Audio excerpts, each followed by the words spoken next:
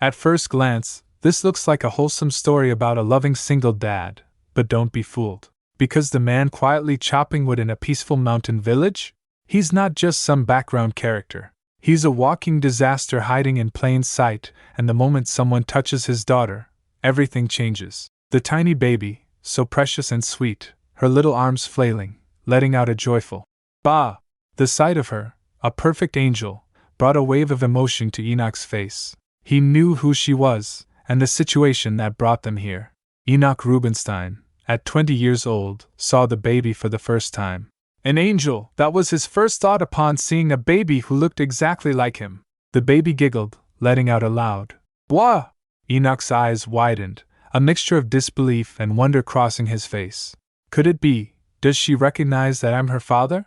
He held the baby carefully, and a gentle "bah" further conveyed the warmth. It was an irresistible pull, a bond tied to blood, and perhaps, even affection.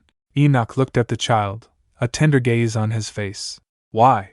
Enoch couldn't understand himself for feeling this way. The memories of the past flashed before his eyes. Like most ability users in the Empire, this child had been conceived merely as an obligation to continue the family line, bred like a stud horse.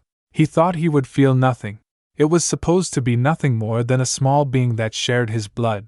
A child destined to grow up as an ability user, a noble, and eventually, a soldier. An imperial hound. But he couldn't let it happen, not for her. And oh, he resolved, his jaw tightening, I can't let her live as I do. He embraced her, holding the child close.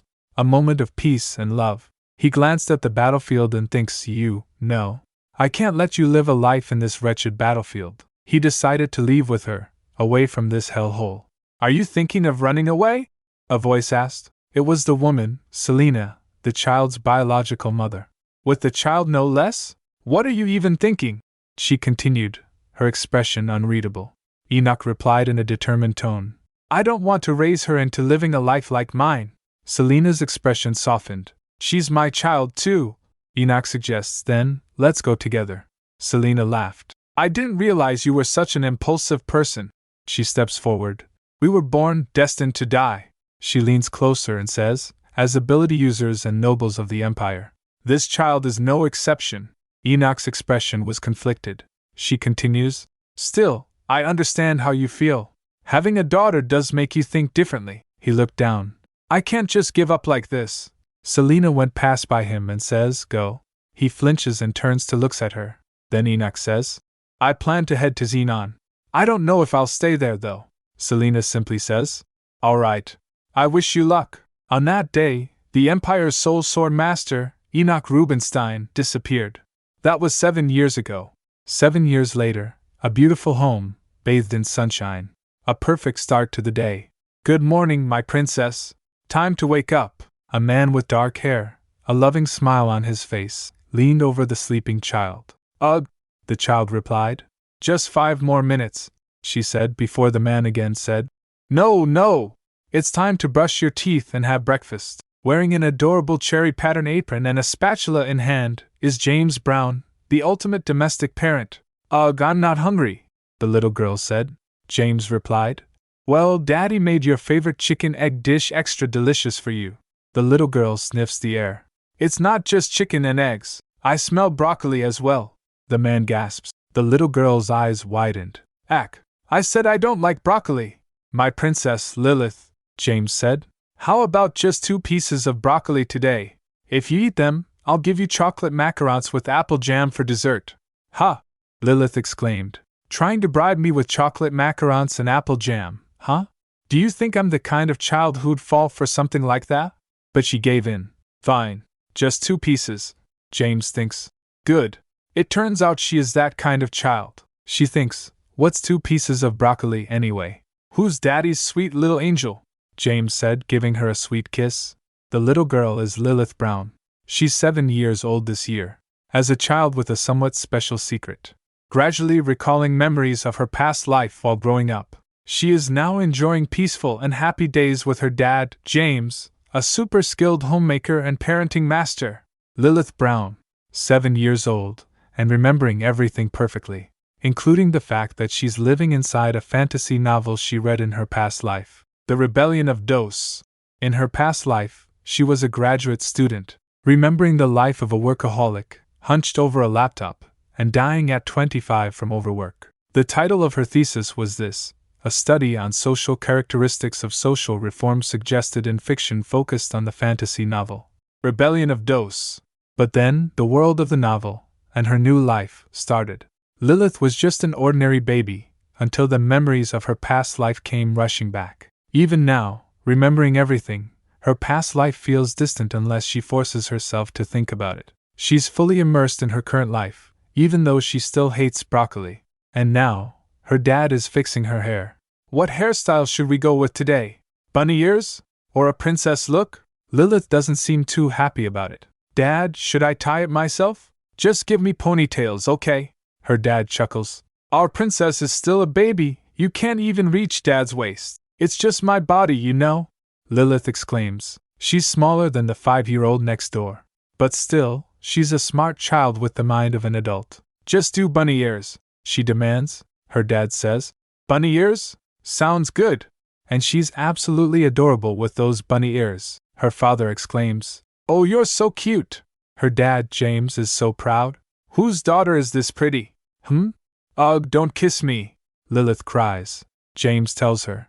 Right, princess, today, Dad needs to go to the market, so play at the neighbor's house. I'll tell Aunt Susan. Lilith is not happy about it. Why? Can I go with you? James replies. Not for now. There are scary soldier uncles walking around these days. Lilith replies, but that has nothing to do with me. I don't have any abilities, not even the size of an ant's poop, he refused. Still not possible, it's dangerous. The scary soldier uncles are elite soldiers from the Imperial Royal Army. They're in this rural territory, hundreds of miles away from the capital, to find ability users. In the world of Rebellion of Dose, humans are divided into two groups: ability users, who can use magic, and the powerless. Ability users get noble titles and high treatment, but there's a pyramid hierarchy based on their abilities. Frequent wars break out, and ability users are often drafted into those conflicts. In this story, even the main characters are mercilessly killed off. The ordinary humans, the powerless, don't even make it as supporting characters in this novel. Lilith thinks in her mind, James is an ordinary man, with brown hair and brown eyes. Even his name is as common as James Brown. He's clearly an extra. But Lilith loves her ordinary life. But I actually like it. Being born ordinary is a huge blessing, isn't it? Her father asks. Huh? What do you mean by that? She smiles. It's a scary world, you know. I love living simply and happily with my dad, just the two of us. I'm happy. And James gets nervous for a moment. Then he smiles. That's right. As long as I have my princess, Dad is happy. And now, it's time to say goodbye. He waves his hand. Then, please take care of Lilith today as well. Princess, Dad will be back soon. James is off to the market, and Aunt Susan is here to watch Lilith. Inside they were playing cards with Acorn at stakes. Her uncle says, At first, I didn't even know he was your dad.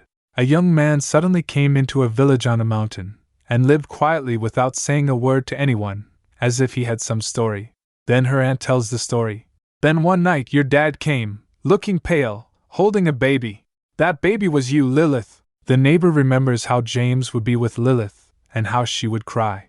James tells them, she must be hungry, but whenever I try to give her a bottle of milk, she screams and cries. Then Aunt Susan helped them, and that's when Lilith was able to eat. Susan offered, let me see. She got the answer, oh my, so that's what happened. She laughs, ha ha ha, she must have had a tough time. Come on in now. Inside she feed her food. Here, this is the baby food. I've grated some apples and mashed bananas, mixed with baby formula. Even though the baby was over 5 months old, she had only been drinking formula. Tired of it, she must have been holding back her hunger and expressing it in her own way. Then her uncle continues, after that, James became very polite. Every time my wife and I appeared from afar, he'd quickly run over to greet us. Her aunt laughs. Because he was raising a baby for the first time, he must have felt lost, so from that day on, he kept asking and learning about everything he needed help with. Lilith thinks, to think that Dad, a seasoned house husband, would be like that. Lilith and the neighbor are having fun with a card game. Ha ha, I won this time. Little one, he exclaims, flush. Ha ha ha. But then Lilith plays a full house, full house. Ha ha. Let's play again tomorrow. I always welcome a challenge. Her uncle laughs aloud. Oh, a full house. After a fun day. Thank you for today, I had a great time. She tells Susan. Auntie, you should go ahead. I'm going to do the laundry. Her aunt asks. What? Why are you doing the laundry? Just leave it. She smiles. I'll do it so Dad doesn't have to do it himself after coming back from a trip to the market. Her aunt exclaims. Oh my. Lilith, you really have a heart of gold, like an angel. Then Auntie will do it before I leave. Is that the laundry? Lilith refused. Oh no! Dad's underwear is in there too. Lilith is on her way to do the laundry. Dad doesn't like it when I secretly do the laundry. Still, I will keep doing it. I was an orphan in my past life. The only memory I have of a kind guardian is my current dad. At a young age, Dad took care of me on his own, changing my diapers, feeding me baby food, giving me baths along with everything else, every single day. The significance of Dad being there for me since I was a baby when a bond formed between us means a lot to me. I'll grow up quickly and repay him with filial piety. Washing clothes at a stream, she smiles. Oh, the life of an extra is so peaceful. I wish I could live every day like this. Although in this world, she's a powerless commoner who isn't treated as a human being. My life is a bit poor, it's still. Compared to my past life, there's nothing better than this. Reincarnation is the best. Suddenly, she heard the sound of hooves. Huh! The sound of hooves in a village like this? She turns to see horses coming towards her. They stopped in front of her. She looked at them and realized, the imperial crest, it's the imperial army. And then, a knight in a blue cloak. Are they the Dos-class knights of the empire? The knight ordered. Capture her. The knight is now staring intensely, and his command is clear. Capture her. A knight captures her. The girl is clearly in pain, as she cries out. AGH! Ah, it hurts. The knight holds a glowing object, and check her capability, he says. She's a gifted individual. It seems she really is Enoch Rubinstein's daughter. Lilith thinks. Me, a gifted individual? Something must be wrong. The little girl is then being held by the knight, as he asks. I can tell just by looking at her. He grabs her from the other knight. She's trying to get away, yelling. Please let me go. Let go, I said. But the knight is relentless. Where is Enoch Rubinstein? He demands as he holds her. The girl shouts. Who is that? The girl, Lilith, looks shocked. She wonders. Why is that name brought up now? The name comes from the novel. Rebellion of Dos. The knight is the commander of the Dos Holy Knight Order, the most powerful military force in the story. He's a Dos-ranked Holy Knight, and a sword master, as well as a duke. He is the strongest character in the story. In his youth, he lost his young daughter, and on a certain day, he sharpened his blade for vengeance. At that time, he took in and raised another male lead, Cheshire, as his adopted son. He's one of the two main protagonists. Lilith thinks in her mind, seeing how he's searching for Enoch Rubinstein and his daughter, and it seems the story is set before the original events began. His daughter must still be alive, right? But what does that have to do with me? It doesn't matter, she protests. Over there! Hey! Wait! You're terribly misunderstanding something, she pleads. But the knight doesn't care, and is still holding her. What? He asks. But first, my head is spinning. Blood is rushing to my head, she says. Lilith then asks, could you sit me up properly? Looking at him, she is trying to remember something. Black hair and blue eyes, I think there was a character who looked like this. But who was it again? She says. Are you talking about Enoch Rubinstein, the Duke who's also a holy knight and sword master? With silver hair and blue eyes, he replies. Yes, I might look similar to him because of my silver hair and blue eyes, but, she says, my dad's name is James Brown, not Enoch whatever. I was told that my hair and eye color is just like my mom's, who left home a long time ago. He thinks for a moment, then remarks, You're quite educated. She asks, Huh? And then someone shouts, Lilith! She turns and screams, Daddy! James is there holding a sword, he asks. What are you doing right now? He tells him. If you don't want to die, put my daughter down. Lilith panics. Dad, are you crazy? Do you not know who these people are? Just speaking disrespectfully to a high-ranking noble is grounds for immediate execution, and you're threatening to kill him on top of all that? She thinks, "Goodness, Dad, you're out of your mind." She trembles. "Excuse me, my dad, he can't live without me. I think he's just temporarily lost his mind," she says. "If you could be so lenient, I'll be eternally grateful," she pleads. She continues, "No matter how you look at him, he's just a random citizen of the Empire. He's a 27-year-old single father, living in a mountain village, struggling to make ends meet while collecting firewood with his young daughter." The knight pays her no mind. She waves her hands. "Excuse me? Over here?" The knight throws her towards another knight. "Ugh!" she yells. The knight steps forwards towards her father. She yells, "Ah, no! Please don't do anything to my dad!" The knight is now looking up at her father. The knight then says, "It looks like that's not true." Her father raises his sword and asks, "Why did you come?" He then says, "Let go of my daughter." The knight begins, "Enoch Rubinstein, the Emperor commands you to immediately return to the order and fulfill your duty." Lilith gets shocked. She says, "Ah, no! I told you, my dad's name isn't Enoch whatever." Then the knight says, "It's been 7 years, isn't it time for you to end this?" James is thinking. The knight continues, "As you know better than anyone, that according to the Pavilion military law, deserters are subject to immediate execution. Until their whereabouts are confirmed, they are considered a fugitive, and treated as a Class 1 criminal." Lilith frowns. "Wait, excuse me, why is he speaking in a way I don't understand? However, the gracious Emperor has held you in high regard for your past devotion and abilities. Despite clearly violating military law, no arrest warrant was issued for you. Your title and wealth has not been confiscated either." Lilith frowns. "Wait, excuse me, why is he speaking in a way I don't understand?" The knight adds, "Until now, all your illegal actions have been overlooked, and we've been waiting for you. Now it's time for you to return. Disobeying the Emperor's command will only result in death." The Emperor's words are relayed. "Enoch Rubinstein, as of today, return to the order and fulfill your duty." Her father remains silent for a moment, then laughs. "Heh!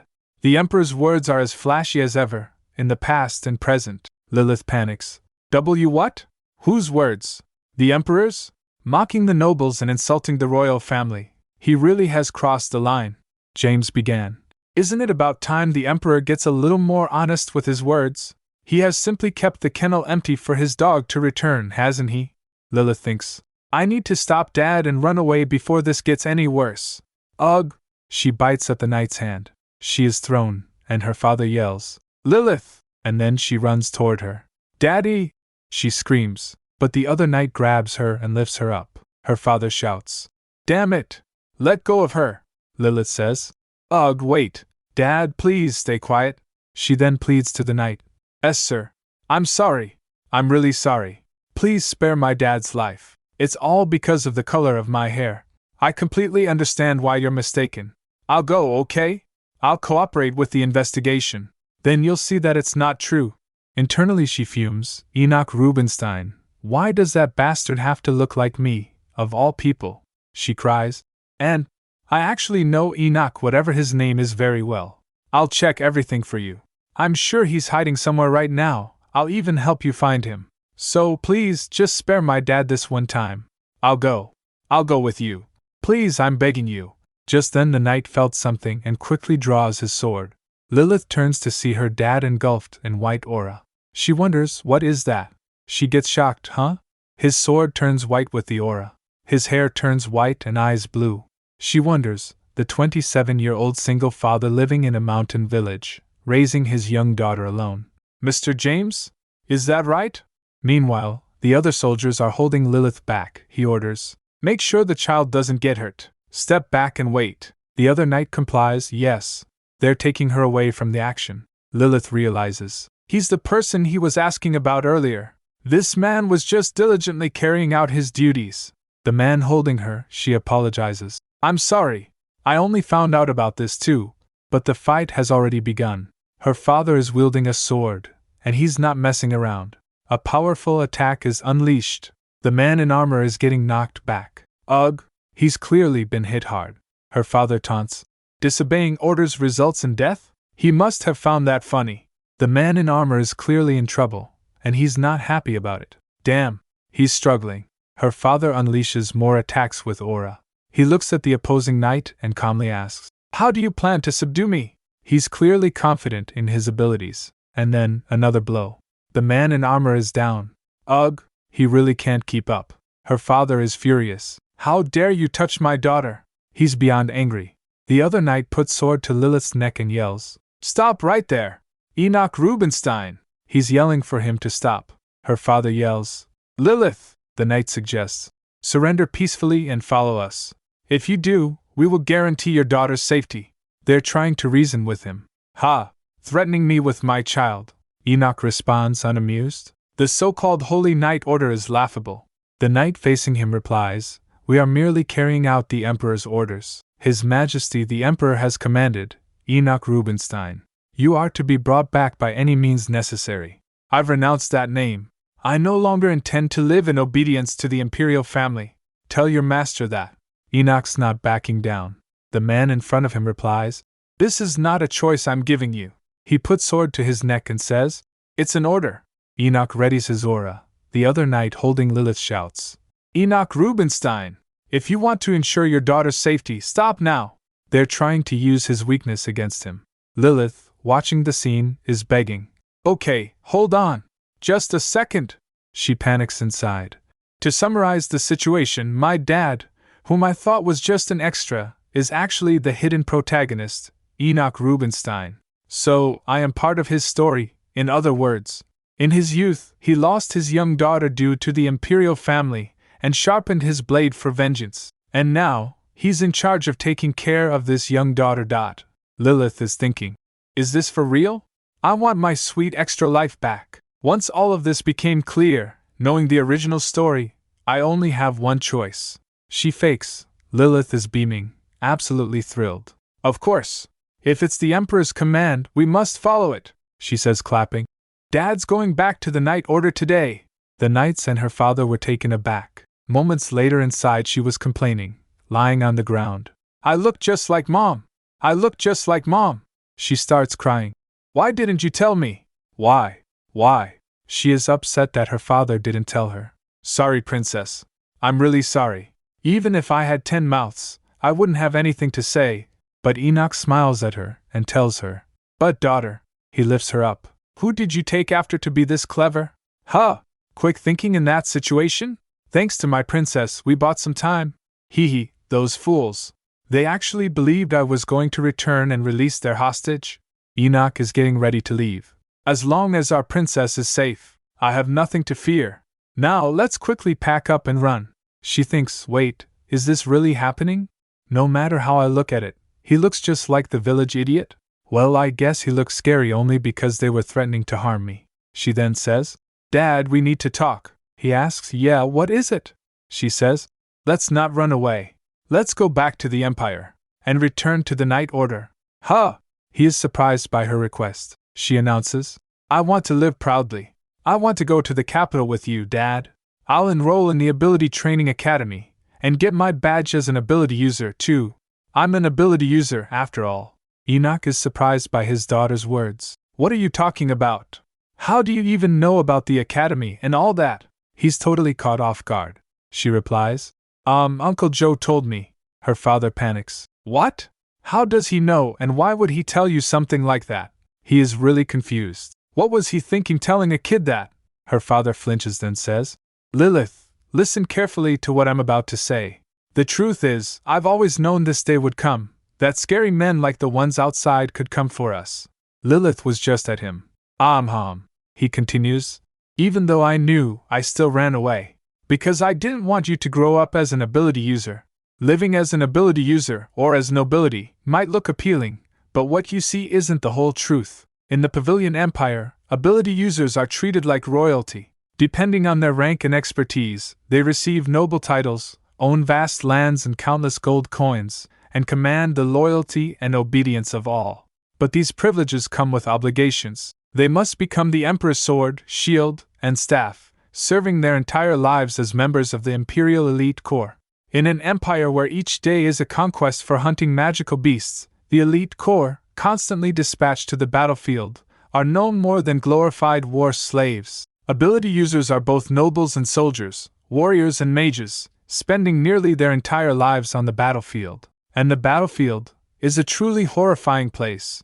Enoch is kneeling down to Lilith. He looks very serious. A friend I greeted the day before died and was brought back to me that same day. As I bury that friend, I wonder who will die tomorrow? And how long will I survive? He tells her. Lilith, I'm scared. He's clearly worried about his daughter. I don't want you to live a life like mine. Lilith, the day I first saw you, 7 years ago, when you were born. That day, you became my entire world. I can't bear the thought of losing you. Enoch, holding Lilith close, is filled with emotion. Lilith, hugging her dad, says, Dad, she thinks in her mind. I understand you better than anyone, and I want to do as you wish. But if you don't return, this country will fall. That's right, you, Enoch Rubinstein, cannot stay here. In the original story, you returned to the Night Order to avenge your daughter, take in the male lead, Cheshire, meticulously plan a rebellion from within the Night Order, and spark a revolution in this country. Because about 10 years from now, all ordinary people will die. The imperial family enacts a mass extermination policy. For non-ability users, a literal genocide of ordinary people who lack magical abilities. The only one who can stop that is you, Dad. If we run away together now, you won't take in Cheshire, the male lead, or rebel against the imperial family, and then everything will fall apart. Innocent extras like me will all die, won't they?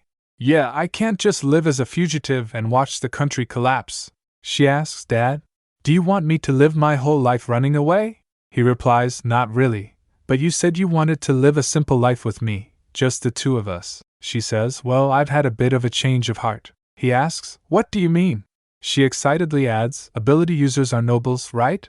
And as your daughter, I'd be the most powerful noble of all. Isn't that right? I could eat macarons every day, and wear dresses with ribbons too, right? She thinks, at this point, I might as well use my memories from my past life to speed things up, find Cheshire sooner, and help ensure your revolution succeeds. She tells him, I want to be a noble. I want to be a real princess. She convinces her father. When we go back, Dad won't have to struggle to chop wood and sell it in the market anymore, and I won't have to wait for Dad to come back all the time. Also, I won't have to do laundry, he says. I told you not to do the laundry, but you keep doing it anyway. And Lilith, realizing she's in the wrong, thinks, Dad, I'm sorry. I didn't want to act this way. She yells, why didn't you tell me? Why? Lilith! Her dad, James, looks at her and asks, why don't you want to live as an ability user, a noble? She replies, you didn't even ask for my opinion. She cries, oh, princess. Her father looks on, concerned. His little girl is glaring at him. She asks, why don't you want me to live as an ability user? What if I wanted to live as an ability user, a noble? You didn't even ask for my opinion, she retorts, her eyes brimming with tears. Her father looks genuinely hurt as he says, oh, princess, she shouts, I don't want Dad to be the only one who calls me that. I really want to be a princess. But then, the unthinkable. I'm not Dad's daughter. James's face is a mask of shock and horror. What did you just say? She declares. I'm not James's daughter. I'll be Duke Enoch's daughter. If Dad doesn't go, I'll ask those uncles to take me, she declares, pointing with absolute certainty. James is speechless, his eyes wide with a mix of disbelief and hurt. But then, a glimmer of resolve. He kneels down. All right, he says. Later, while leaving, Lilith looks back at the cottage. My beloved cottage, filled with memories of my childhood. I never thought I would leave like this. Now, my life as a regular countryside extra is over. She wonders, what will await me from now on? The ride is abruptly interrupted. Lilith, are you all right? Her father asks, holding her close. She replies, yeah? Then she looks at the distance and saw something approaching, so she asks, Dad? What's that? The knight tells, they're werewolves. Enoch grumbles, are you kidding me? Lilith is shocked at the sudden turn of events. Werewolves? The little girl stammers, fear etched on her face. A pack of huge, snarling werewolves emerges from the forest, their eyes burning with savage intent. The knight steps forward saying, I knew its habitat was nearby, but I didn't expect it to come down to the village. Wait here. I'll take care of it and be right back. Enoch groans, damn it. Then he turns to Lilith. Princess, stay still and don't move. You must not come out under any circumstances. Don't even stick your head outside. She asks, wait, Dad, where are you going? Enoch gets out and stops the knight. You shield the carriage. If I find the slightest, even a scratch on my daughter, you're dead, he asks. You're going yourself? That's unnecessary, Enoch says as he prepares to fight. How long do you expect me to wait while you take care of one werewolf at a time? He steps up with the sword. The werewolves lunge, claws and fangs bared.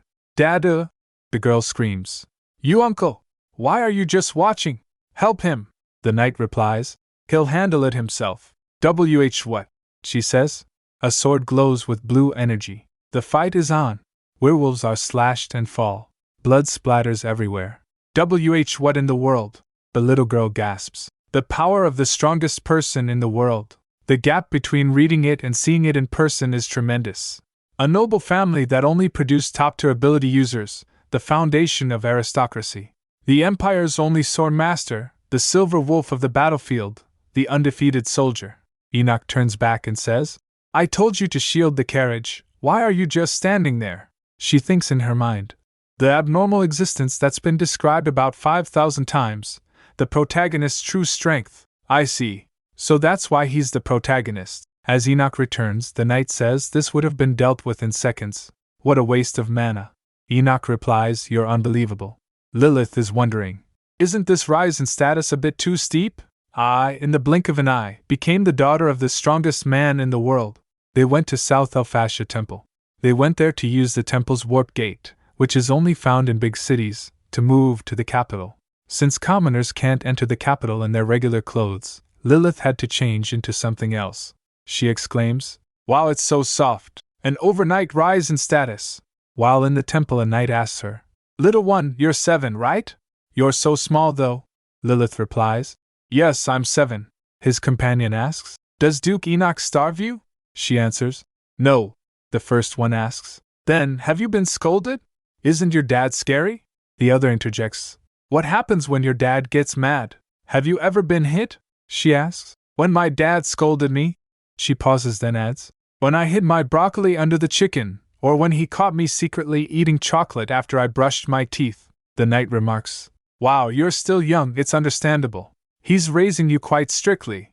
The other adds, Of course, he's Enoch Rubinstein. Do you think he'd spoil his own child? Lilith replies, He doesn't do that. The first knight asks, Is that all? His companion asks, You've never been hit? She replies, No.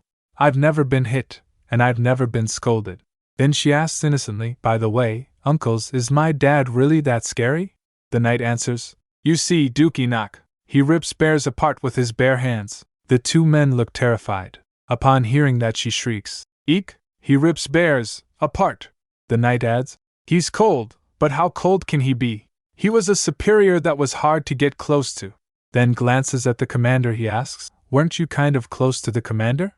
The girl looks at the knight standing in front of teleportation portal. I remember that person, she says, looking at the man.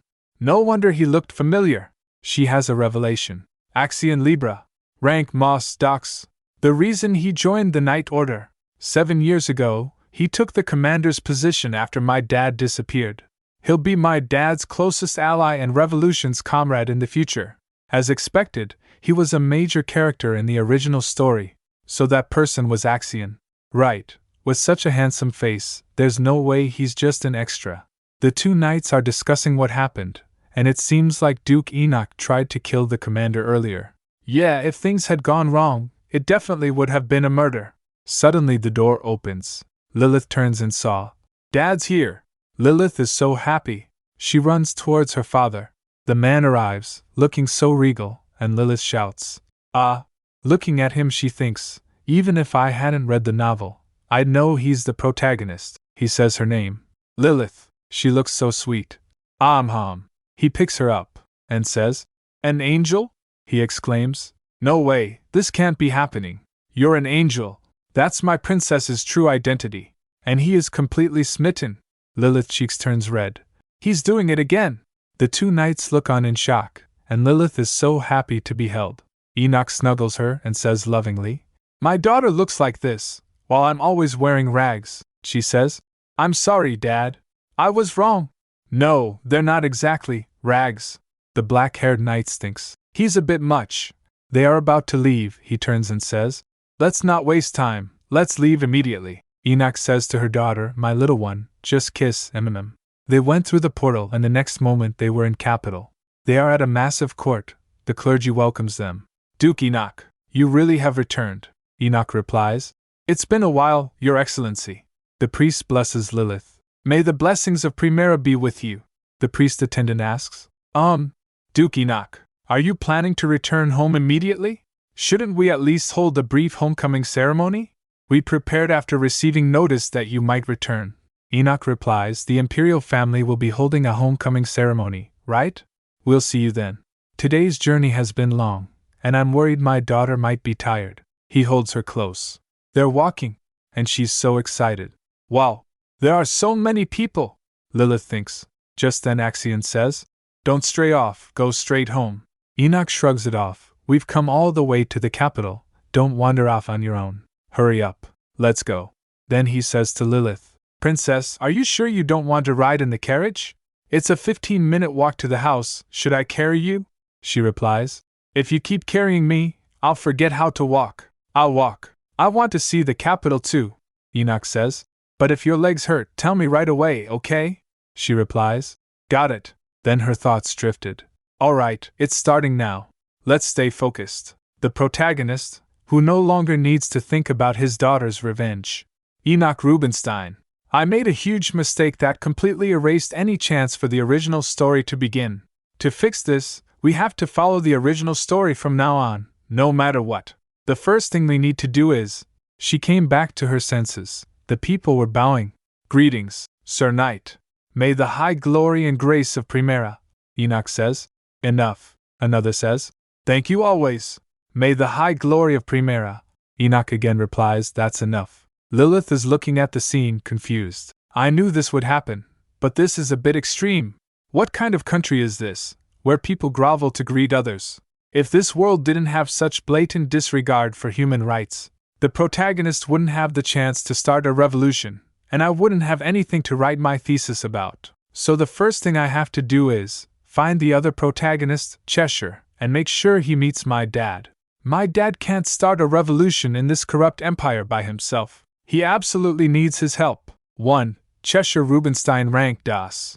2. Sword Master of the Das Mage Knight Order. 3. Sword Master Kim Rubinstein, the son of the Magical Examiner. 4. In the story, he is one of the strongest with Enoch Rubinstein in the top tier class. 5. His punches seem slow. 6. Originally a noble bastard, he lived a life of abuse, but by chance, he caught Enoch Rubinstein's eye and was adopted as his son. She thinks hard, but there's one problem with the current setting. What exactly was that? Chance. Event? Their first meeting isn't even mentioned in the novel, so I don't know how they met, and since my dad's daughter is clearly alive, he likely has no interest in Cheshire. So I need to artificially arrange their meeting. She looks around and thinks, it's like looking for a needle in a stack of hay. They are walking and arrive at an alleyway. She looks towards it and says, Dad? Why? What's over there? He replies, no, it's nothing, it just seemed like there was some conflict. Anyway, since the security forces are patrolling, we don't need to worry. Let's go, Princess, she says. Is someone fighting over there? We should stop it, shouldn't we? He kneels down and says, that's true, but I don't want our princess to get into danger for no reason. She urges, let's not do that and just go, okay? Dad's really strong, so it should be fine, right? He smiles. I guess so. They're walking down the street and went to the alleyway. She shrieks seeing the scene. Eek. She saw 2 boys beating another boy. She thinks, weren't they just kids?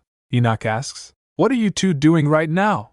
The boy who was being beaten looks up, his eyes red and face gloomy. She yells, These damn little brats. The young boys quickly bows their head. One of them speaks. Sir? Greetings, for the glory and grace of Primera. But Enoch cuts them off. Enough. Then asks, what's going on here? Suddenly, one of the young men spoke. We apologize for being too noisy. That commoner failed to greet me, so I... Lilith shouts, her face filled with shock, and she says, you hit someone because they didn't greet you? A kid at that? Then one of the boy replies, you a priest? I'm an Octava though. And the little girl looks impressed. Wow. She points. You think you can hit people like this just because you are an ability user? Then Enoch interjects. Stop causing trouble and leave. The young man begins, for the greatest glory of Primera. Enoch again interrupts, just go. They reply, yes, sir, and ran off. Lilith thinks in her mind. A revolution is really necessary, Dad, she remarks. Life here in the capital is just wonderful. Then her father kneels down to her and says, Hey, Princess, you know what? Wait, she says. The little girl is approaching the boy who's sitting injured against a wall. She asks, Are you okay? The girl then gasps, Wall. Blood, she says. Hey, let's deal with the blood first. The little girl looks at the injured boy, and then touches his wounded arm with a handkerchief. But the boy refuses. Oh, Lilith is shocked. Sorry for touching you all of a sudden. I'll leave this here. The girl leaves the handkerchief for the boy. Then Lilith thinks, I just saw the kid get beaten up, so I feel bad for thinking this, but isn't he handsome? Just then she realizes, wait, black hair and red eyes? She remembers something. If this really is the world in the novel, one rule is absolute. There's no such thing as a handsome extra. If that's the case, then this kid must be Cheshire. What's your name? She asks the boy. Before he could answer, Enoch steps close. Kid, does it hurt a lot? Can you stand up? But the boy just started walking away. Enoch extends his hand towards him. Hold on, you. But the boy yanks his hand away. Lilith calls out from behind. Hey, wait a minute. Enoch stops her. Lilith. Yeah, Princess, the man says. There are a lot of people who don't like nobles. She says, yeah? They looks at the boy walking. He says, that kid seems uncomfortable. Let's just leave it at this for now. Enoch looks towards the boy and Lilith thinks, yes, this is definitely the novel's world. The original plot must be progressing naturally. This must be that first meeting between the two protagonists that was described as a chance. Then her father says, let's go, Princess. She replies, okay. While walking she calls, Daddy. He replies, yes, Princess, what is it? She asks, can I be friends with whoever I want? Enoch asks, what do you mean? I'm a noble, Lilith says. Does that mean I can't make friends with commoners? He thinks for a moment, then replies, not at all, Lilith. Be it a noble, commoner, ability user, or non-ability user, it doesn't matter. As long as you're happy, you can be friends with anyone. Really? Lilith says. Of course, the man replies. Then she says, that kid from earlier. I wonder where he went. I don't know, but I keep worrying and thinking about him. Enoch says. You're that curious about someone you just met? Lilith looks so happy and says, yeah, I think I want to be friends with him. Then she asks, Dad, can you help me find him later? I'm curious about whether his injuries were treated, and I also want to talk to him. After hearing that, Enoch laughs out loud. Haha. She lifts her up and says, I've given birth to an angel, he says, hugging Lilith. You'll help me find him? Lilith asks. He replies, yes, let's do that. Of course, we should. When have I ever said no to my princess? Wah! You're the best, Dad. Thank you, Lilith says happily, then concern etched on her face. If the original storyline is still in effect, Cheshire should be staying at Marquis Onyx Estate now. I know where he is. So, just wait, Cheshire. I'll find you as soon as I can. The scene shifts to Marquis Onyx Estate. Marquis yells, Jonathan, have you lost your mind? What are you going to do if you throw that boy out? His son says. I can't stand having that brat in this house. His father yells, shut up. What do you expect me to do? If we throw him out carelessly, what will happen if he's caught in the Empire's random ability user checks? He sighs. If they discover he's an ability user, they'll investigate his lineage. It's only a matter of time before they find out he's my blood. Then not only will I be a man who fathered an illegitimate child, but also one who tossed him out like garbage. Jonathan questions, You're not planning on announcing that illegitimate brat's existence to the world, are you? Marquis replies, That's why we'll lock him up and raise him in secret. Jonathan groans, Then just kill him without anyone knowing. I can't even stand breathing the same air as him. Marquis then turns and says, Don't ever try something like that. I won't interfere with anything else. After he left, Jonathan turns back in anger. He grabs Cheshire by the neck, yelling, You filthy brat! The boy is hurt. He has a shocked expression, and the man is about to punch him. He wonders, It's slowing down. Does someone like me really have powers? Because I'm the child of an ability user? He closes his eyes. I'm so tired. I just want it to end already. Then Jonathan beats him. Later, while lying on the ground, hurt and bloodied, he thinks, dying would be easier. But am I too scared to die too? Then he pulls out the handkerchief. He recalls Lilith saying, "Sorry for touching you all of a sudden. I'll leave this here." The boy thinks, that noble girl's handkerchief. Why did I even take this? The boy is lying on the ground. I just want to die. Lilith, her eyes wide with wonder, is clearly blown away as they arrive, the massive gates of the palace opening before her. It's so big! The sheer grandeur of it all seems to hit her. Lilith calls out, Dad, wait a second. Why? Her father asks. She tells, I need to mentally prepare myself first. Ahaha! Hey, there's nothing to be nervous about, Princess. Her father reassures her. She whispers, Don't you feel anxious, Dad? It's been 7 years since you've seen your family. The door opens and servants rush towards them. Servants approach, and the shock on their faces says it all. Why, young master? They exclaim. Then, a new voice. You really came back. They're greeted by a man, Rem. Enoch says, Hey, Remington. It's been a while. The gathered staff are utterly flabbergasted, and Lilith's presence is quickly noted. Rem exclaims, Oh my goodness! So, this is Little Master's. Oh, unbelievable! Lilith introduces herself. Hello? My name is Lilith. The man in charge, Remian Santos, is charmed. Nice to meet you, Miss Lilith. My name is Remian Santos. Please feel free to call me Remington. The servants can't help but gush. The maid's giggles. Oh my, you look like an angel. You look just like the young master. So adorable. Gah! Then Enoch asks, How long are you going to keep us standing outside? Rem is instantly apologetic. Oh dear, where are my manners? He shows them the way. I'm so sorry, young master, Miss Lilith. In my 50 years of life, I've never had such an emotional moment. Enoch cuts through the sentiment. Stop making such a fuss. As they walk, Rem says, We did hear that the Holy Knights had received an imperial command to bring the little master back, but honestly, none of us, not even the headmaster, had much hope. Enoch concedes, a hint of a smile playing on his lips. Well, I guess my face is going to shock him quite a bit. Rem agrees. Of course, he'll be overjoyed. Lilith's eyes light up. Dad's father. He's the one who exuded an overwhelming presence every time he appeared. Nordic Rubinstein. He has the same dose rank abilities as his father and grandfather. But in the original story, he was incredibly kind to Cheshire. He pretended to be indifferent, but secretly took care of everything behind the scenes. Lilith thinks, I hope he's kind to me, too. But that's probably asking too much. Then Rem told, Oh, by the way, Lady Ordia is here as well. Enoch asks, My sister? Rem confirms it. Yes, Lady Ordia believed you would return. She's been staying with the young masters for the past 2 weeks. Lilith is surprised. I knew Dad had a sister, but she was never mentioned in the original story, so this is my first time hearing her name. She's not ready for this turn of events. Ugh, this is actually happening. Rem quickly gathers himself. I'll inform the dining staff to prepare a feast, one more splendid than ever before. This is truly inspiring. Lilith's reaction to the palace itself is priceless. Her eyes widen, and the sheer elegance of the grand hall takes her breath away. Whoa!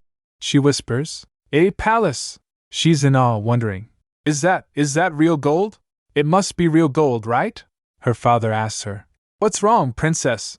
And she responds with, Oh, nothing at all. She thinks in her mind.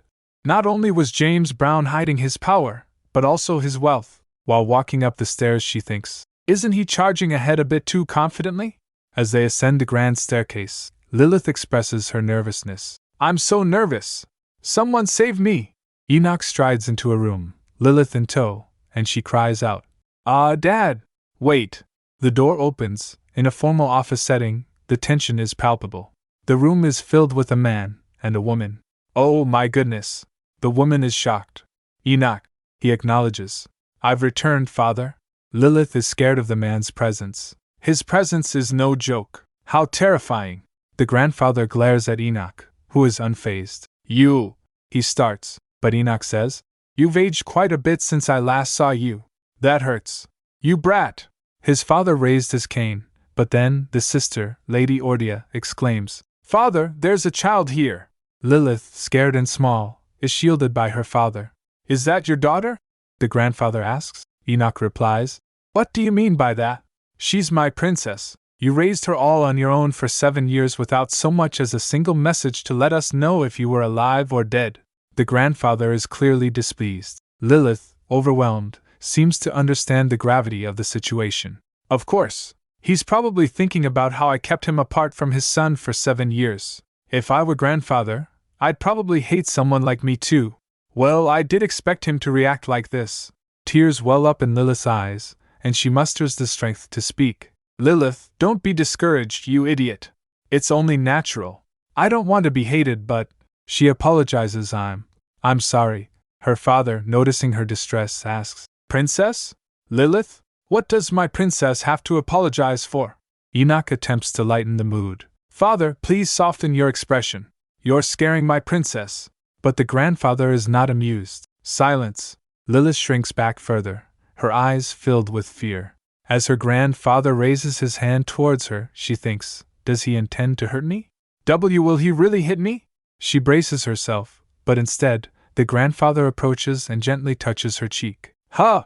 She wonders, what is this? She was shocked. Enoch clears his throat. Lilith thinks, his grandfather, doting on me? Lilith exclaims, Gr Grandpa. I'm Lilith. I'm 7 years old. Lilith announces, Grandpa, it's nice to meet you.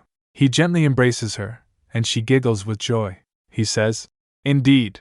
I'm your grandfather. He lifts her up. Later, while walking, her aunt says, Lilith, let me introduce you to your cousins. Lilith's already thinking, my cousins? And her aunt continues, I have 2 sons, they are twins actually. They're a bit mischievous, which worries me, but they're good boys at heart. They've always wanted a younger sibling. I'm sure they'll really like you. Lilith's just a little overwhelmed. Alright. If they're my aunt's sons, they must be the Antrace heirs. She remembers, the twin heirs of the Antrace ducal family, the nephews of Enoch Rubinstein.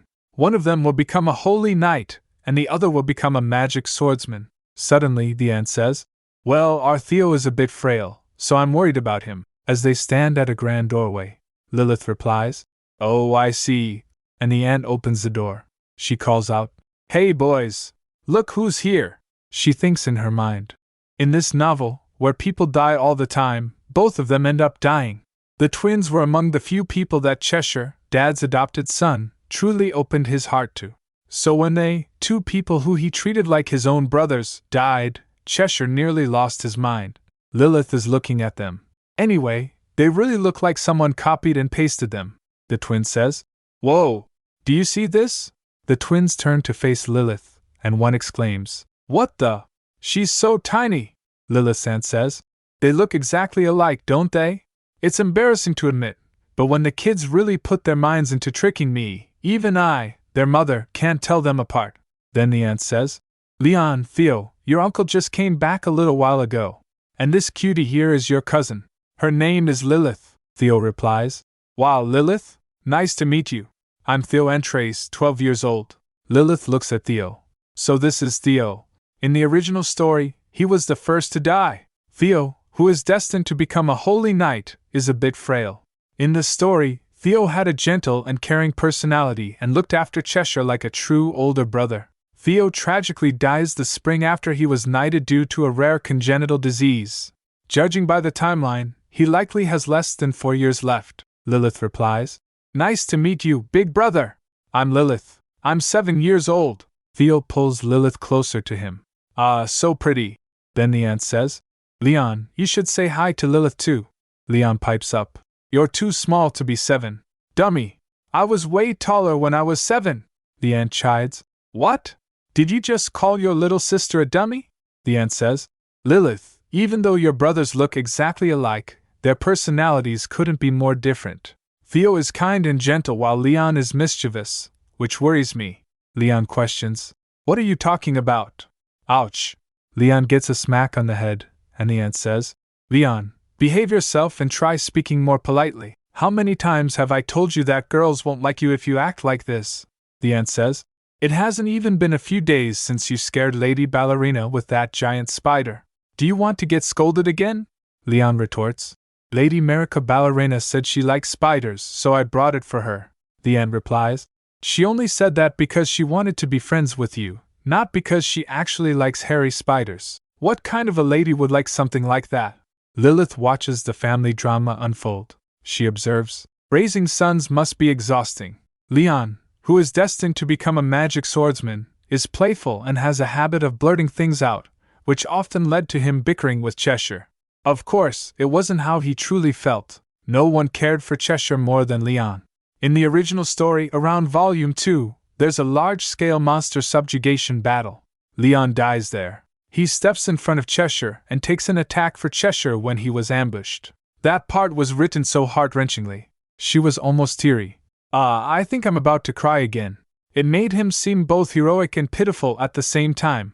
Lilith holds out her hand to Leon and says, "Brother, I'm so happy to meet you. Let's get along really well. We can even catch spiders together if you want." Lilith starts to laugh, and she replies, "Hee hee. I like big spiders too." She thinks, I want to get closer to him. He doesn't reply, just stares at her. She asks, brother? Leon approaches her and touches her face. He pinches her cheek hard. And Lilith cries. Ugh, the aunt says. This can't be. Leon, Theo says. Hey Leon, how could you pinch her so hard? Lilith is crying. Wah! Lilith is thinking. It hurt, but I didn't mean to actually cry. Why did it have to happen? Right when I was already emotional while thinking about the original story. The tears keep coming. Leon stammers, I just. Theo approaches Lilith and says, Oh my! It seems like it hurts a lot. Don't cry, Lilith, Leon whispers. I just thought she was cute, the aunt says. Hurry up and apologize, won't you? Lilith says. Hey auntie, I'm okay. Leon looks over at Lilith and apologizes. Sorry. Looking at him, she thinks, Ugh, how pitiable. Lilith looks at Leon and says, No, brother, I'm fine. It doesn't hurt at all. I'm sorry for suddenly crying. Lilith smiles and says, But next time, please be a little softer, pinch lightly. Leon blushes and then says, Well, I guess. The aunt chuckles. Later the family is all together at the dining table. Looking at the extravagant food, Lilith exclaims, Wow, the table is set. She wonders, Is everything ready? The butler says, Enjoy your meal, young lady and young masters. The aunt says, Eat a lot, Lilith. Lilith says, Yes. The table is overflowing with food. Lilith thinks, There are so many dishes. I don't know which one to start with. What should I do? She looks at the side and thinks, First, I should follow Leon sitting next to me. Just then the door opens and her aunt says, Oh, father, you've come. He replies, Yes. The aunt asks, What about Enoch? He replies, He said he'll join us soon after he unpacks. Let's eat first. As the family sits at the table, Lilith thinks, So this is what noble meals are like. I'm so nervous I can't even tell if it tastes good. Just then her grandfather calls Leon. He says, Yes, Grandpa. The grandfather says, I heard you caused a ruckus. The aunt says, Father, Leon apologized to Lady Ballerina. I'm sorry too, so before we leave, I'd like to have tea with Countess Ballerina. Lilith is looking at the table and thinking, They said something about a giant spider earlier. It seems like it turned out to be a bigger incident than expected. The grandfather continues, I've heard many stories about how your mother caused trouble, but I hear you caused a stir here as well. I think I need to say something. You are also a Rubinstein. You're 12 now, so you should understand the weight of that name. Leon replies, Yes. The grandfather continues, Always carefully revise and check your actions to avoid any trouble. Stick to proper etiquette. Do not act recklessly. Maintain a demeanor that is worthy of being an example for others. Leon replies, Yes, Grandpa. The grandfather adds, I hope I won't hear anything about our family's name being tarnished from now on. Leon says, I apologize. Lilith looks at her grandfather and thinks, Grandpa is exactly like the original work. He's a perfect example of a noble through and through. He upholds decorum as if his life depends on it, and is extremely averse to anything that isn't dignified. Then she thinks, I feel like crying. The butler is placing a plate of food in front of Lilith. The timing is perfect. I've never learned noble etiquette. What should I eat the steak with? She wonders. Then, a desperate idea. What do I do? Maybe if I cheat a little, I'll have a chance. Suddenly Leon asks, Why aren't you eating? Theo chimes in. Lilith, are you already full? Lilith responds, And no, it's not that. Then her aunt asks, What's wrong, Lilith? Lilith is the center of attention, and it's making her nervous. What's with this spotlight all of a sudden? How should I respond? Would it be better to honestly admit that I don't know table manners? Her anxiety is rising. Anyway, Grandpa and Auntie both know I've never used these kinds of utensils before. But they're probably already troubled because of Dad and me. Her eyes well up with tears. If they see how clueless I am, won't they feel even worse? Both Leon and Theo looks at each other understanding. Lilith cries inside. Why isn't Dad here yet? Just then. I'm late, Enoch says, dashing in. Lilith's relief is palpable. Ah, he's here. James Brown. My savior, he says. Ah, Lilith, let's eat together with Dad. Just then her aunt is shocked. And my goodness. Leon. He puts his fork on the steak. Lilith wonders. What's going on? What happened? Her aunt says. Why are you eating so rudely? Your younger sibling is right here. Theo also grabs the utensils and starts eating. His mother says. Theo, you too? Who taught you to handle a knife so carelessly? Can't you do it properly? The woman is clearly displeased. Here, eat, Lilith, the older brother offers. Lilith's eyes light up with pure joy. Wow, these kids. They were being considerate of me. They're such good brothers. Her aunt questions. Why are they even acting like that? Do you really want to get scolded? Enoch smiles seeing the situation. She apologized to her father. Father, I'm sorry. I should have, he replies. Enough. She asks pardon? He begins eating. Let's eat. And so, Lilith happily begins to eat. She took a bite and thinks, this is bliss. Her father watches her with love in his eyes, and a single tear escapes her. Then her grandfather asks, is it delicious? She replies, yes, Grandpa. It's so delicious. He smiles. Good, eat a lot. Later her father shows her room. Lilith has a new room. Wow, she says, looking around in amazement. Her father asks, do you like it? She jumps in joy. Yes. She rolls on bed. Wow, the bed is so soft and fluffy. Her father lay down beside her and says, hey, princess. She says, yes? He says, the boy we met in the alley earlier, do you remember him? She replies, oh, yes. In her mind she thinks Cheshire. He adds, I'll find him right away. I should be able to locate him soon. Once I do, let's ask him if he needs any help. She replies thoughtfully, thank you. But there's no rush. She thinks in her mind, I was just thinking about it myself. Sorry, but for now, no matter what Dad does, it'll be hard to find Cheshire. Earlier, we crossed paths by chance, but it won't happen a second time. According to the original story, he and Dad won't meet again for another 2 years. Right now, Cheshire is being kept hidden and raised in Marquise Onyx's estate. Meanwhile, Dad, having returned after 7 years, is likely still unfamiliar with how the capital works. He's not the type to rely on illegal guilds operating underground to search for someone. I guess I'll have to help out after all. She hugs her father. Let's go to bed, Dad. Don't worry too much. Internally she thinks, your daughter will take care of everything. The next day, a bright, sunny day. Rem introduced to the maids. Miss Lilith, these are the maids assigned to take care of you. Jetty and June. The young master will be confined starting today. No, wait, he is not expected to leave his office. He asks Lilith, are you all right? She replies, yes. Then thinks, of course, he must be busy resuming his duties as the head of the household after being absent for 7 years. Naturally, I understand. Rem adds, Jetty and June are veteran maids who have passed a 50-to-1 competition to become your personal attendants. Then the maid begins. That's right. I'm Jetty, miss.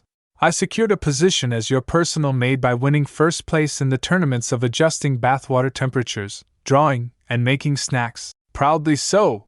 Here, June and I are sisters. I'm the older one. Lilith realizes, wait, there are tournaments for this. Seriously? Then the other maid begins. I'm June. I hold the record for 47 push-ups, 55 sit-ups, and a 3-meter standing long jump, ranking first overall. You can trust me to serve you with all my heart and soul. Lilith wonders, why would skills like that be necessary for taking care of a 7-year-old? Then she bows her head. It's a pleasure to meet you, Sister Jetty and Sister June. The maids were in awe. Oh my, miss. Then June picks her up and hugs her warmly. Miss, why are you so small and adorable? Pardon? Jetty says. Look at those chubby cheeks. They're like a lump of dough. They look like they'll melt away. Then Rem says, all right. That's enough, girls. Let's wrap up the greetings. We'll now inform you of your schedule for today. The master has instructed us to start your education from today. Your teachers will arrive at 10 a.m. Lilith notices. They seem a bit apologetic about making me start studying the day after arriving in the capital. But this is exactly what I wanted, she excitedly says. Yes, Uncle Rem. I can study. I'm good at it. I'll do my best. Rem wipes his tears. Oh dear, I should take note of this. You really resemble the young master when he was your age. Today is just the first day, so it'll likely just be introductions. It shouldn't be anything too difficult. A little later during class, her teacher was instructing her. Now, look here. There are 2 apples, right? But then 2 more apples appear, poof, just like that. So now there are 4 apples. 2 times 2 equals 4. Lilith's eyes were dead as she says, Wow! To think I'm learning elementary school multiplication at this age. The teacher continues, Now, if 2 more apples appear again, so if they appear 3 times in total, what happens? Leon raises his hand. 2 times 3. 6, the teacher says. Young master, you must let the young lady answer. You already know all of this, don't you? Theo agrees. That's right, Leon. Don't interrupt Lilith while she's studying. Meanwhile, Lilith was grumbling inside. I'd rather you just interrupt me. Lilith is distressed. I could handle etiquette and liberal arts because they were necessary, but solving these elementary math problems is something else entirely. She was solving a paper, then her teacher asks, Is it too difficult for you? Lilith replies, Yes. Her teacher urges, Why don't you give it a try? It's okay if you get it wrong. Then Leon says, Hey kiddo, want me to tell you the answer? The teacher groans. Young master, you mustn't. Stop interrupting her. Theo adds, Leon, I told you not to interrupt. Lilith is overwhelmed. I don't have time to be doing this right now. I need to find Cheshire as soon as possible. Her mind drifted. Cheshire became our family's adopted son during the fall of his 13th year. Based on the age difference with Dad, Cheshire should be 11 years old now. This means he'll have to endure 2 more years of abuse at Marquise Onyx's house. That won't do. I need to help Dad find Cheshire sooner. To do that, first I need to find someone. The future head of the Intelligence Guild who will become Dad's ally years later. If I can find him ahead of time and bring him to my side, not only will rescuing Cheshire become easier, but everything else going forward will as well. To meet that person, I'll have to sneak out first. But in the body of a mere 7-year-old, the restrictions are endless. And I am stuck solving math problems in a study room. I've already memorized up to the entire 19 times table. Just then her teacher calls out, "Am my lady?" That brought her out of her thought. She replies, "Yes." She asks, "How did you do this?" Lilith gets confused. "Pardon?" Leon exclaims, "Wow, kiddo, you're really smart. You solved it without even calculating?" Just then she looks down at the paper and realizes, I wrote out the entire 19 times table?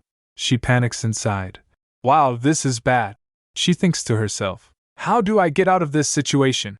She wonders. A 7-year-old wrote out the 19 times table. Then a thought crossed her mind. Wait, hold on. Maybe this isn't such a bad situation after all? There are always a few kids who are good at mental math, right? With renewed determination, she decides, I'll just finish the basics quickly and reduce wasted time, so I can help Dad sooner. She raised her hands in joy. Teacher, did I get them all right? She asks, full of anticipation. Yes? Yes. The teacher looks a bit flustered. How did you do it? The little princess beams. You explained it so well, it was easy. But the teacher is clearly baffled. No, what did I even teach you? She wonders. Lilith declares proudly. If 2 apples appear 3 times, it becomes 6. Thank you for teaching me, teacher, she says with a smile. But then the teacher's face falls. But I didn't tell you that if 19 apples appear 9 times, it would become 101. The teacher is flustered. Lilith thinks, just let it slide, okay? She pleads, giggling with excitement. You said division comes after multiplication, right? She asks her teacher. This is so much fun. Please tell me more. Her eyes sparkling with curiosity. The teacher is completely speechless. Then she exclaims, I believe the princess is a once-in-100-years genius. You're a rare talent without a doubt. Theo asks. What, Lilith? Leon asks. What do you mean by a rare talent? The teacher is there, and she looks at her. Princess, from now on, I will do my utmost to support your education. she says, as Lilith looks up at her, smiling. But, at that moment, she didn't know that this action would lead to a huge disaster later on. Later, it's a beautiful day, with fluffy clouds and a bright blue sky. Lilith is enjoying her dessert. Ha! She sighs happily. She is in heaven. She is eating a big strawberry cake. Is it that delicious, Lilith? Her brother asks. She replies, it's the best. Her brother offers her another piece. Theo says, say I try this too, Lilith. She took the bite. Leon also offers her cake. Little one, try this too. Seeing her eat, Theo smiles. Haha, so cute. Mom, Lilith really looks like a squirrel. Her aunt chuckles, she looks so pretty when she eats so well. Lilith is still eating, and her aunt says, be careful, you might get a stomach ache, so eat slowly. She replies, exited. Yes. And thinks, being able to eat these expensive macarons like this is heaven. And as the family is enjoying a nice day, someone new arrives. Her aunt looks towards the carriage. Oh my, is she the Countess ballerina? Theo looks at them and says, ha, Erica is here too. Leon stammers, what? Miss Erica. He hides beside Lilith, so she asks, what's up, older brother? Are you hiding? Nothing is covered at all. Leon seems annoyed. Oh, seriously, it's so annoying, he says under his breath. She asks, what's wrong? Theo replies, Leon doesn't really like Erica. Then Leon tells her, a few days ago, when she came to visit, I tried to scare her off with a giant spider, and Erica got hurt, so Mom scolded me. Lilith says, AHA. She thinks so. Erica was the victim of that giant spider incident. Then Erica calls out, Leon! But he was holding her little sister close. Seeing that, Erica turns serious. What's going on, Leon? Who is this girl? Erica demands, her face furious. Lilith panics. Suddenly, the mood became like love war? Erica questions, who is this girl? Leon replies, why do you care? Lilith gets nervous. No. Why would you say something that makes it sound like that? It's not like this is some middle-aged affair romance scenario. Then her aunt asks Erica, Erica, how's your forehead? Is it much better now? Erica replies, yes, madam, it's much better now. But who is this girl? She tells her, she's Leon's cousin. Erica exclaims, what? Then says, right. The Duke of Rubenstein might be coming, right? Has he really returned? Lilith's aunt replies, yes, just yesterday. Erica felt relief. I see. You should have told me. Then she turns to Lilith and excitedly says, nice to meet you. You're the Duke's daughter. You really look like an angel. Erica adds, you startled me. I almost got jealous there. I'm Erica Ballerina. I'm 12 years old. Lilith replies, I'm Lilith Rubenstein. I'm 7 years old. You're beautiful too, like a princess. Erica exclaims, oh my, really? Thank you, Lilith. And one more thing, I've already promised to spend my life with Leon here. Erica says, smiling. Her brother shouts, aren't you crazy? Who decided that? Erica adds, paying him no mind. We'll be family later, so you can call me older sister in advance. Let's speak casually and get along, okay? Leon is upset. Ugh, seriously, I really don't like this. Lilith thinks to herself. To think she's interested in Leon, not Theo, as a romantic target. Erica likes bad boys, huh? Later at night, her father opens the door calling, my princess! He holds her close. She says, Dad, seriously, the door's about to fall off. The little princess giggles as her dad hugs her. Then she asks, Dad, have you had dinner? He replies, dinner?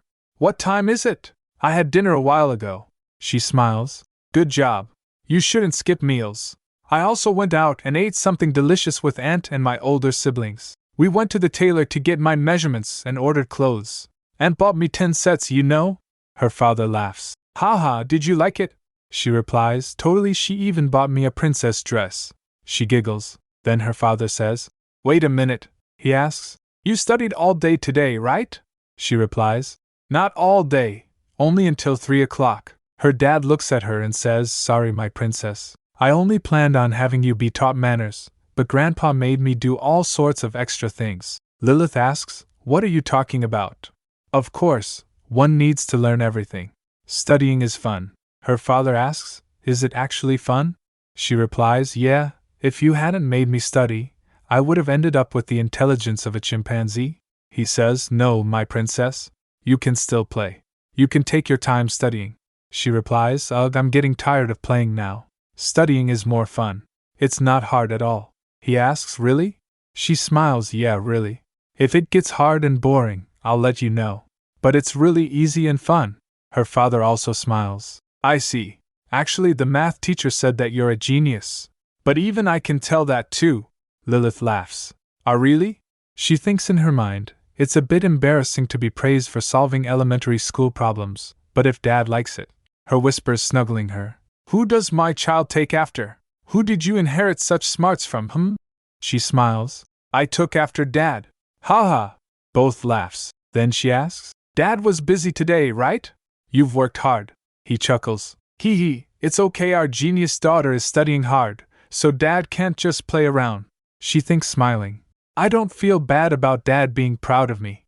Being a genius feels nice, she says as she drifts off to sleep. Hee hee, genius. But soon she had to take it back. Actually, I'm not a genius, she says, because suddenly this guy Robert Quinn from the Magic Tower shows up, all smiles and saying it's an honor to meet Lady Lilith. He's from Department of Genius Management at the Magic Tower. He says, you may call me Rob, my lady. She nervously replies, all right. Her father says, there's no need to be nervous, Lilith. Just answer his question the best you can. He adds, it's perfectly fine if you don't know the answer. Enoch remembers Countess Lena telling him, as shameful as it is to admit, I'm not fit to educate Lady Lilith. He clears his throat, feeling pleased. Ahem, is she that smart? Countess exclaims. Her ladyship is a genius, a true genius. She explains that it's customary for gifted children in mathematics to be recruited by the Magic Tower and undergo early gifted education. Her grandfather tells Enoch, I've already contacted them to verify Lilith's skills. Enoch questions, you didn't even bother to consult her or discuss this with me. Her grandfather explains, it's just a test of her abilities, and the choice of whether to join the Magic Tower is Lilith's to make. But, he adds, if the results are promising, and she works there in the future, that would give Enoch peace of mind. Enoch, clenching his fist, mutters, he's not wrong. It turns out that in the Pavilion Empire, all high-ranking gifted individuals are subject to conscription, but researchers at the Magic Tower are at the very bottom of that list, unlikely to be called to the battlefield unless the Empire is on the brink of falling. Finally, Enoch says, I'll ask Lilith about it. Later, her grandfather asks Lilith, are you nervous? Just do what you did with the tutors yesterday. She nods, clearly worried, thinking, I shouldn't have overdone it. This whole mess started because of math. She also reflects that magic requires formulas, and those who create them are the researchers of the Magic Tower. These researchers all have one thing in common. They're all math geniuses. The Magic Tower looks for kids who are good at math, offering them special training from an early age. Lilith, looking pretty unimpressed, thinks, I was aware of this, yet despite having memorized every detail of the original story, I never saw this disaster coming. Genius, my foot! When they reach there, Robert Quinn glances back to his companion saying, I'm sure you know him, but this is Oscar Manuel, the youngest master in the history of the Magic Tower. Lilith gasps, Oh, Oscar Manuel!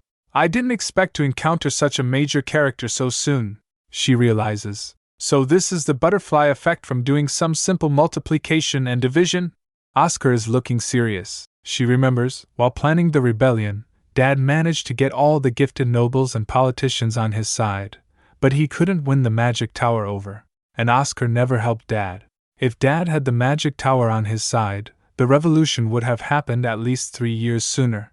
But Oscar wasn't on the Emperor's side either, and that wasn't the case. Lilith, pondering, admits, even after reading the whole story, I still can't figure out what that guy's deal is. She then lays out her options. 1.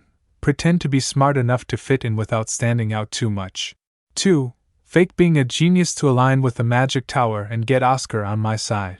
That would mean dealing with being in the spotlight. She chooses option 2 and grabs the chalk. Feeling much better now, Lilith is at a chalkboard, writing. 29 times 12 is equal to 348, she decides. I'll just solve what I covered with the Countess yesterday. Robert is absolutely flabbergasted, exclaiming, Oh my word, that's incredible. Enoch, seeing this, murmurs, And my daughter really is a genius. But suddenly Oscar is asking, Are you kidding me? Do you think I came here to watch this child's play? Robert, completely taken aback, stammers, Pardon? Of course not. My apologies. Oscar, cold and serious, states. I expect proper verification.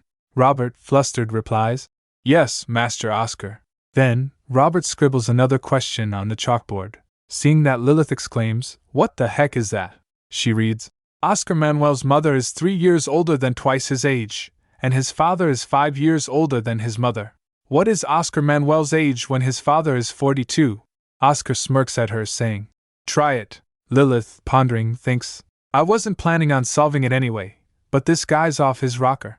He's definitely one of those deluded geniuses who are full of themselves. She ponders on the board for a moment, then shakes her head, saying, I can't do it. Oscar scoffs. Really? She slumps, saying yes. Robert tells Lilith, There's no need to be disappointed, my lady. Typically, even the most gifted children recruited by the Magic Tower wouldn't be able to solve this problem at 7 years old. Enoch agrees. He's right, Princess. Good job. You really are a genius. It's just that this problem is too hard. He lifts her up. Her grandfather pats her head, and Lilith says, Thank you, hee. Her grandfather says, Good work, Lilith. Meanwhile, Oscar turns, muttering, Ha! I guess I wasted my time on an idiot for nothing. Hearing that, Enoch clenches his jaw. Sensing that, Lilith gasps, This is gonna get real ugly. Enoch stops Oscar, saying, Stop right there. Enoch demands, What did you just say? Oscar repeats, I said I wasted my time on an idiot. Enoch demands, Ha! Apologize to my daughter. Oscar retorts, You should be the one apologizing for wasting my precious time.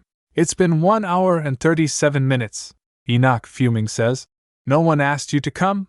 You didn't have to show up. You're the one who barged in uninvited. Oscar retorts, That's because I had high hopes. After all, she's the daughter of the Enoch Rubinstein. He continues, In the end, I guess you're just like every other foolish parent, getting worked up and thinking their child is a genius for solving a few math problems. Enoch grits his teeth. He then reveals, Look, I couldn't do what my daughter can at 7. Who could solve such an impossible question at that age? Oscar then calmly states, I did, precisely at the age of 7. Enoch tells Oscar, Apologize. Oscar refuses. No. Enoch yells, Where are your manners? But is cut off by his father, saying, Enoch. He addresses Oscar directly. Master Oscar, I was the one who contacted the Magic Tower about my granddaughter. I'm sorry she didn't meet your expectations, but let's end it here. You may go now. Oscar looks at him and says, Oh, is that so? It seems age has caught up with you, Lord Nordic. It's disappointing to see that the wisdom I once respected in you has long disappeared. Enoch, enraged, shouts, How dare you! Lilith, clenching her fist, thinks, Keep calm. Hold it in. Not a word, Lilith. No good will come out of saying something here. But Lilith, blazing with anger, No. Why should I hold back? How can I let this go when that jerk was rude to my grandfather? Oscar, meanwhile, is welcoming the Duke Rubinstein's return to the capital, and then dismisses Lilith, saying, As for your daughter, she's nothing more than another mediocre talent in this field. So don't waste your time with foolish dreams. He suggests Enoch direct his efforts to restoring the noble house he's neglected for 7 years so he can pass it on to her later. Lilith, snapping, yells, Why, you little punk, she finally says. I'll do it. Oscar looks shocked. What? Lilith then declares, Just give me 5 minutes. I'll try solving that equation again. He asks, Really? She adds, Yes, and if I get it right, you must apologize to my dad and grandfather for your rudeness. Oscar, smirking, says, Fine. Do it. Enoch tells Lilith, Lilith, my princess, you don't have to push yourself. Lilith's eyes glow, and then we see her at the chalkboard, writing furiously. Enoch and Oscar are watching the chalkboard. After solving the question, she says, Master Oscar is 17 years old. After that, Oscar apologizes to her grandfather. I have been thoroughly defeated.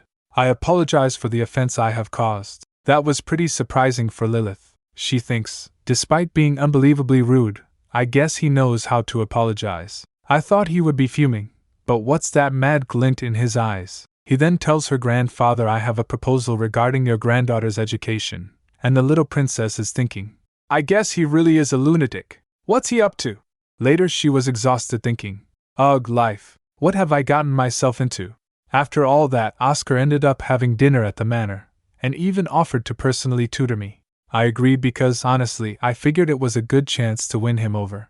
But instead of scoring a win, I just ended up complicating things. Just then the door crack opens. She jolts. Oscar steps in saying, "That was a good meal." He came and sat beside her all smiling. She gets confused. What? What's going on? He seems like a totally different person. Then he says, "Shall we hit the books then?" Then papers appears floating in the air. She gets amazed. He asks, "Fascinating, isn't it?" She replies, "Yes." He explains, "Every space has its own coordinates. To create a magic formula, one must be able to express the concept of space in mathematical terms." She thinks, "I see. The formulation of space, huh? So basically, it means you need to understand something like the concept of vectors, from advanced science to create a magic formula. Magic is actually a lot more structured than I thought." Then he starts writing.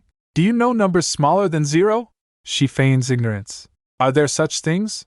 He writes 3 to 4 5 equals and tells her to solve it. She thinks for a moment. Looks like he's trying to teach the concept of negative numbers. I'll pretend to think about it and then give an answer. As she was busy pondering, he mumbles, "So small." She asks, "Sorry? What is? The numbers?" He replies, "No. You." Smiling at her, she questions, "What?" He replies, "You're too tiny. You seem unusually small for a 7-year-old. That struck her. She thinks, "Yes, I'm smaller than kids my age, but there's a reason for it." She trembles. Is this jerk saying he knows the reason? He shrugs it off. "Maybe you didn't have proper meals growing up." She thinks, "I read the original novel so many times that I had it memorized, but I still couldn't figure Oscar Manuel out. I can't tell if he's just messing around, or if he really knows my secret." Sweating, she replies, "I'll eat a lot from now on."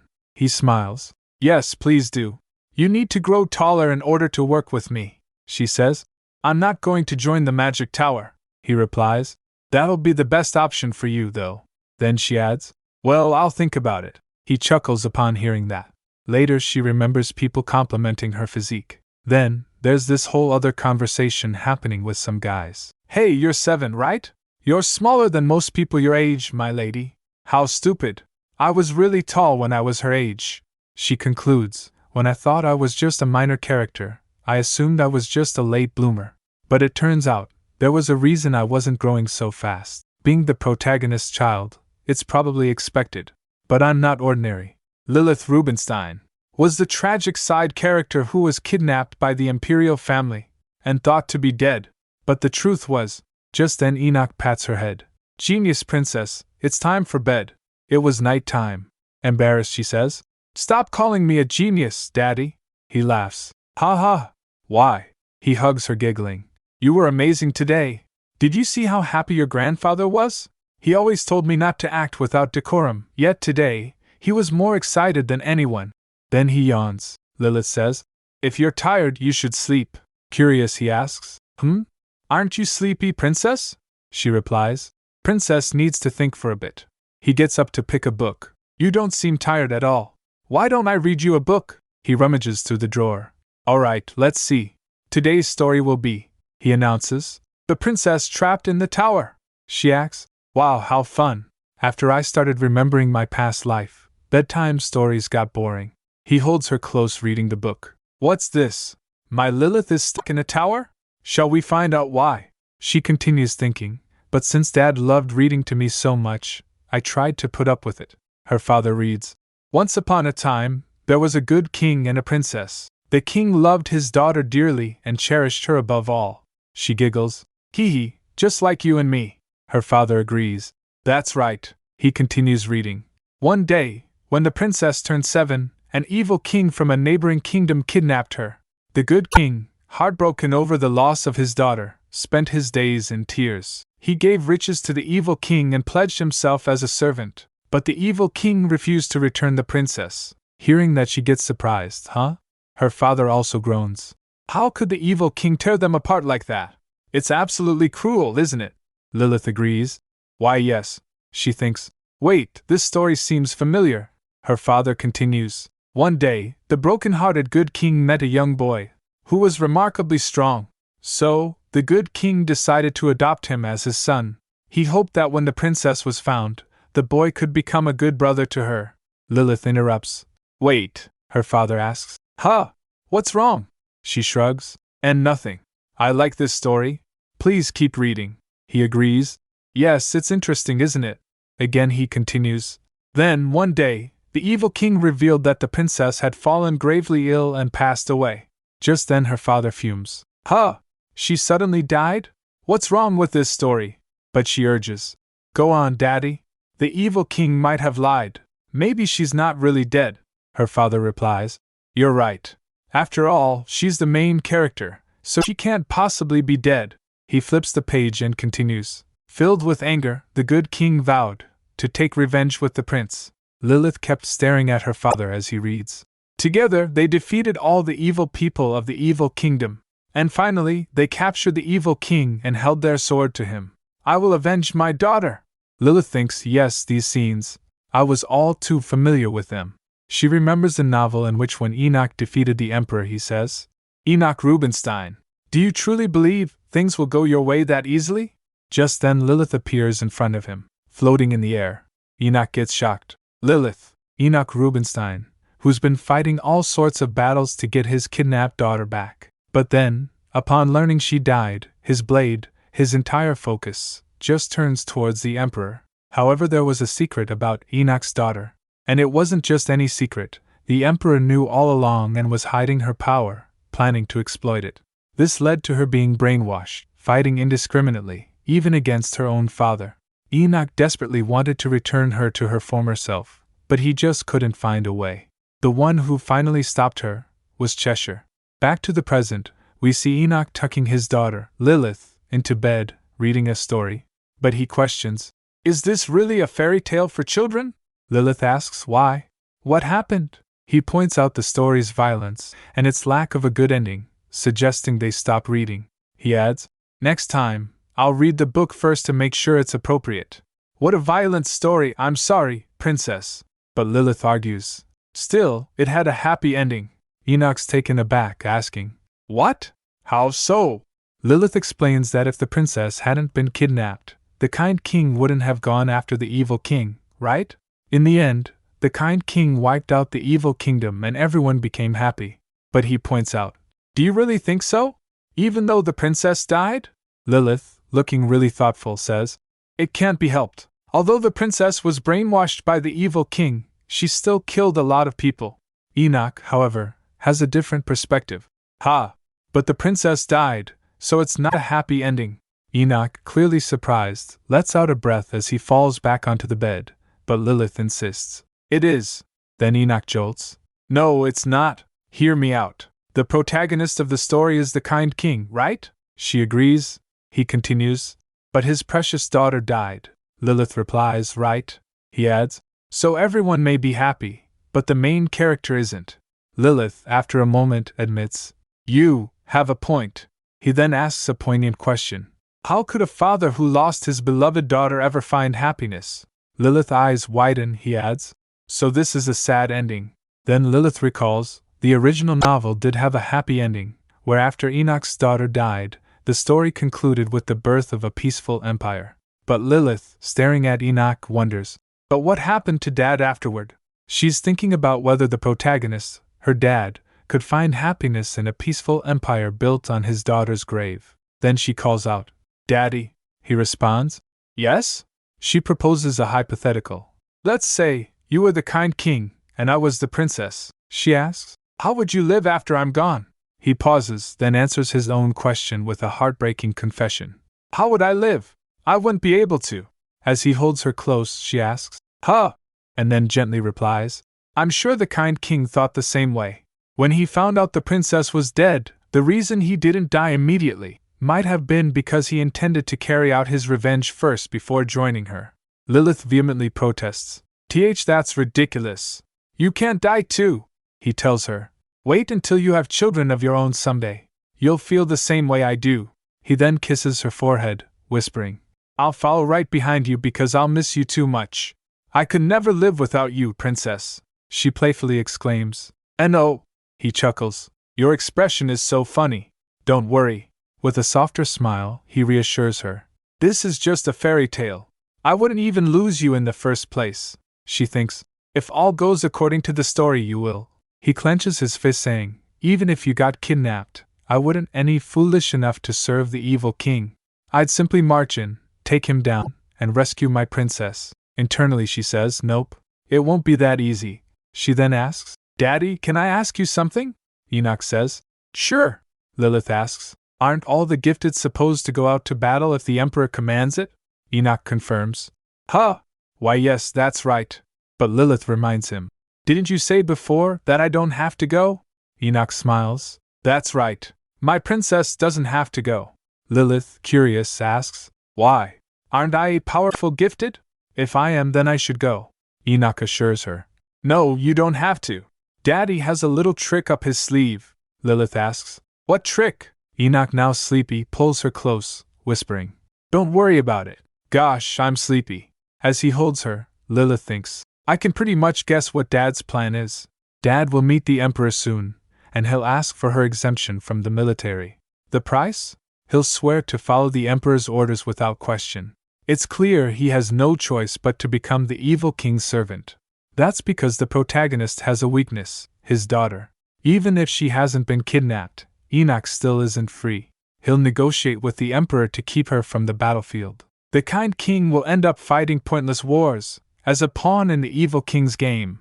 Lilith, looking up at her father, thinks, Dad, the protagonist, is a righteous person who hates the Empire's oppression, which includes conquest wars. Enoch looks at her, his eyes full of love, and says, you know, I'd do anything for you, princess.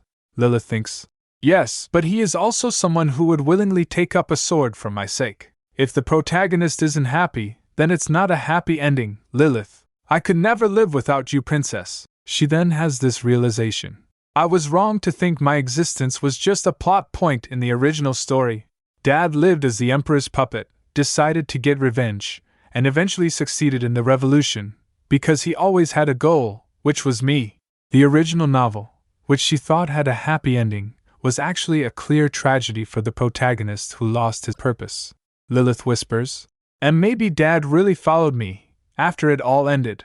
She concludes, if that's the case, my job isn't just to help Dad reach a peaceful ending like in the novel. I have to survive. I must stay by Dad's side, no matter what happens. I need to make sure Enoch Rubinstein, the protagonist, gets his happy ending after the story ends. I will find a way. She hugs him tightly, saying, Daddy, I feel exactly the same way. I'd do anything for you too. Das is the highest gifted rank in the Empire, and there's Quarto, Septima, Octave, Noveno, Dies, the lowest rank, but there's also a being who oversees all 6 ranks, the Primera. Primera is the source of magic itself. They're an all-powerful being, the closest to a god. For that reason, only one Primera is born in each generation, and since the founding of the Empire, they've exclusively emerged from the Imperial House Pavilion, holding the rank of an emperor. It has been confirmed that the 12th prince is Quarto rank. Upon hearing that news, the Emperor shatters the glass in his. He clenches his fist in anger, dripping with blood. Why is there no Primera born? The Emperor has had 14 children, but still no Primera. The people are growing restless. The Emperor questions his aide. What if a Primera is never born? A servant reassures the Emperor. Please don't worry, Your Majesty. As you are still young and in good health, you will certainly be able to see the next Primera. We see the Emperor, Nicholas von Pavilion, looking regal and powerful. When Enoch fled 7 years ago, the Emperor was enraged, because his absence resulted in a great loss of military strength. But now when Enoch had returned, the Emperor laughs. All good comes to those who wait. His expression is smug and confident. He raises his hand. If I hadn't held back and forced Enoch into submission then, I would have exhausted all my life force and found myself in my grave by now. Primera. They consume life force instead of mana and have double the lifespan of an average person. They also possess the ability to brainwash and force obedience, but such manipulation demands a significant amount of life force. This is especially true when the target is as strong as Enoch Rubinstein. He walks to the map of the continent saying, would he even understand what it's been like for me, for 7 long years? Emperor Nicholas, who held the title of the Conqueror, regarded the few independent nations left as a reminder of his unfinished conquest. He asks his aide, so, he's returned with his daughter, has he? With a knowing smirk, he says, It won't be long before Sir Enoch brings me a splendid gift for his return. Soon, the Empire's name will be the only one left on the continent, for Enoch has returned. The next morning, inside a lavishly decorated bedroom, two maids are talking. One asks, "Will you be heading to the study room? I'll prepare your things." Lilith sits on the bed, looking rather pensive. She sighs, her legs dangling from the bed, and thinks, "My legs are short." She stretches them, then flops onto the bed lamenting, "I'm so freaking small. I just won't grow. If I keep growing at this pace, everyone will find out what I am. I've got to speed things up. After I rescue Cheshire as planned, we'll need to enter the gifted training school as soon as possible. Because the gifted can only unlock their true potential there with the Emperor's power. He's the only one who can open up the core in their hearts." Lilith, looking determined but also a little sad, thinks, "I have to start using my powers soon. I need to consume my life force if I want to grow like everyone else. That's the only way to keep my identity a secret." Then one of the maids calls out, "Did you hear, Jetty?" The other maid, startled, asks, "Hear what?" She relays the news. "The Emperor's luck has run out again. The 12th prince is quarter-ranked." Jetty gasps in surprise, murmuring, "Oh my, really? I thought for sure he'd be a Primera." The maids continue their conversation. "People are saying that the gods have forsaken the imperial family. It's strange that a Primera still hasn't appeared." One maid insists, Surely not. One will appear soon enough." The other muses, "It's so ODD though. The imperial family's first or second child has always been a Primera." The thoughtful maid continues, "That's true. Since there is no Primera, there is still no crown prince, despite the numerous princes and princesses. Isn't this first time such a thing has occurred? A Primera, the embodiment of absolute power, is born only once every generation. So far, every Primera has been born from the imperial family, and only a Primera from the Emperor's bloodline can become the crown prince. However," Lilith thinks in her mind, "have as many kids as you want, you Emperor bastard. You won't be seeing a Primera anytime soon. A Primera will not be born from the imperial family in this generation. The rare Primera has already been." Her thoughts were interrupted by the maid. "Could it be that another family gave birth to a Primera?" The other maid replies, "PFFT, don't be silly." Lilith sweats nervously. Bingo! The maids are back, preparing Lilith's things. One says, "Everything's ready, my lady." The other excitedly points to a stuffed bunny. "Look, the rabbit's cheeks are puffy." Lilith, sitting on the bed, exclaims, "WOW!" A maid squeals and gently asks, "Ah, so cute! May I carry you to the study room?" Lilith, beaming, replies, "Yes, please." Her inner thoughts reveal her urgency. "I can't have any more delays. It's time to save Cheshire. Today, I'm carrying out step 1 of the plan." A maid lifts her into her arms. Lilith says, "June!" June chirps, "Yes, my lady." Lilith asks, "Where's the apothecary?" The maid looks surprised. Later a door creaks open, and a man in a lab coat, who looks startled, asks, "Who's there?" He glances at Lilith, his eyes widening in recognition. He exclaims, "Oh my! Aren't you Master Enoch's daughter?" He continues, flustered, "Everyone in Rubenstein Manor has been talking about you for the past few days." Lilith, holding a bouquet of flowers, replies, "Yes, that's right. My name is Lilith." He is completely taken aback, stammering, "HUH? Do you know who I am? I haven't even introduced myself, though." She explains, "Yes, my maids told me you're a very smart doctor. They said you'd heal them real quick when they're sick." Flynn, blushing and looking proud, stammers, "Haha, yes, well, I'm pretty good at my job." He suddenly gasps, looking concerned, "Are you feeling ill, my lady?" Lilith laughs, holding out the flowers. "No, I just wanted to say hello. And these flowers are for you. The scent of spring was so lovely that I picked them from the garden." Flynn is touched, his eyes welling up. "Oh, thank you, my lady." He then says, "This place has been quite dreary, but these would add a nice touch. Let me find a suitable vase." Lilith follows Flynn as he walks into a room filled with bottles. She calls out, "Flynn?" He responds, "Yes, my lady." She then asks, "Do you have fairy's tears?" Flynn looks surprised. "Fairy's tears? Oh, are you talking about salvation?" She nods, confirming. "Yes, that's right." Flynn asks, "Yes, I do. Do you need it?" Her eyes widen with excitement. "I heard it's an extremely valuable herb. Can I really have it? Flynn explains.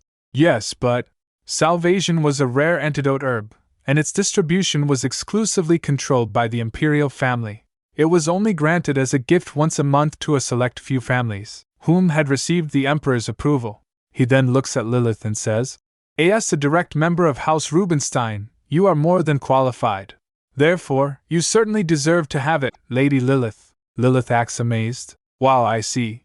I read about it in a book, and it said that it's very special. She then clasps her hands together, her face lighting up. Could I please have it? I want to make tea for my daddy. Flynn is completely smitten. My goodness. What an angel, he continues. It's truly admirable that a little girl like her wants to make tea for her father. He then offers a paper and quill. Of course you may have it. Just write your name here. Please come back anytime. She excitedly takes the quill. Wow. Thank you. She begins to write.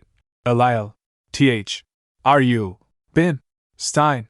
Flynn watches her, melting with adoration. Oh geez. So adorable.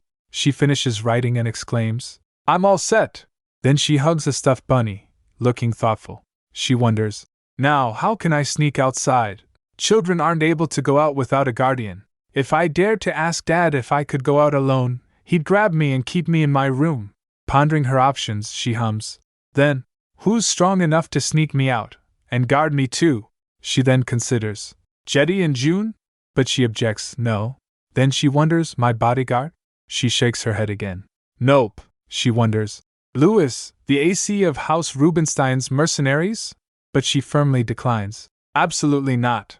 Then a hand gently pokes her cheek. A voice says, If you're done with your studies, let's go play, Munchkin. She looks up to see the twins, her eyes light up, and she exclaims, Eureka! The twins! The twins, with cheerful expressions, ask, What should we do today? Want to catch ants? The hairy kind? One of them calls out, Leon. The twins are gifted. They've already graduated from the gifted training school and have unlocked their powers. They're even DOS rank. Basically, they're the strongest people in this house after her dad. For her, the first challenge is to convince them to leave the manor. She's dramatically flopped onto the bed, declaring she has. I have no energy to play. I'm too hungry. Theo immediately suggests they head to the dining hall, but Lilith refuses. There isn't anything tasty there. Theo scratches his head. What should we do, then? Is there something in particular you want to eat? She muses, yes, but it's not here. He asks, what is it? She reveals it's the food from their old home, the food their dad used to make. Both got the gist of it.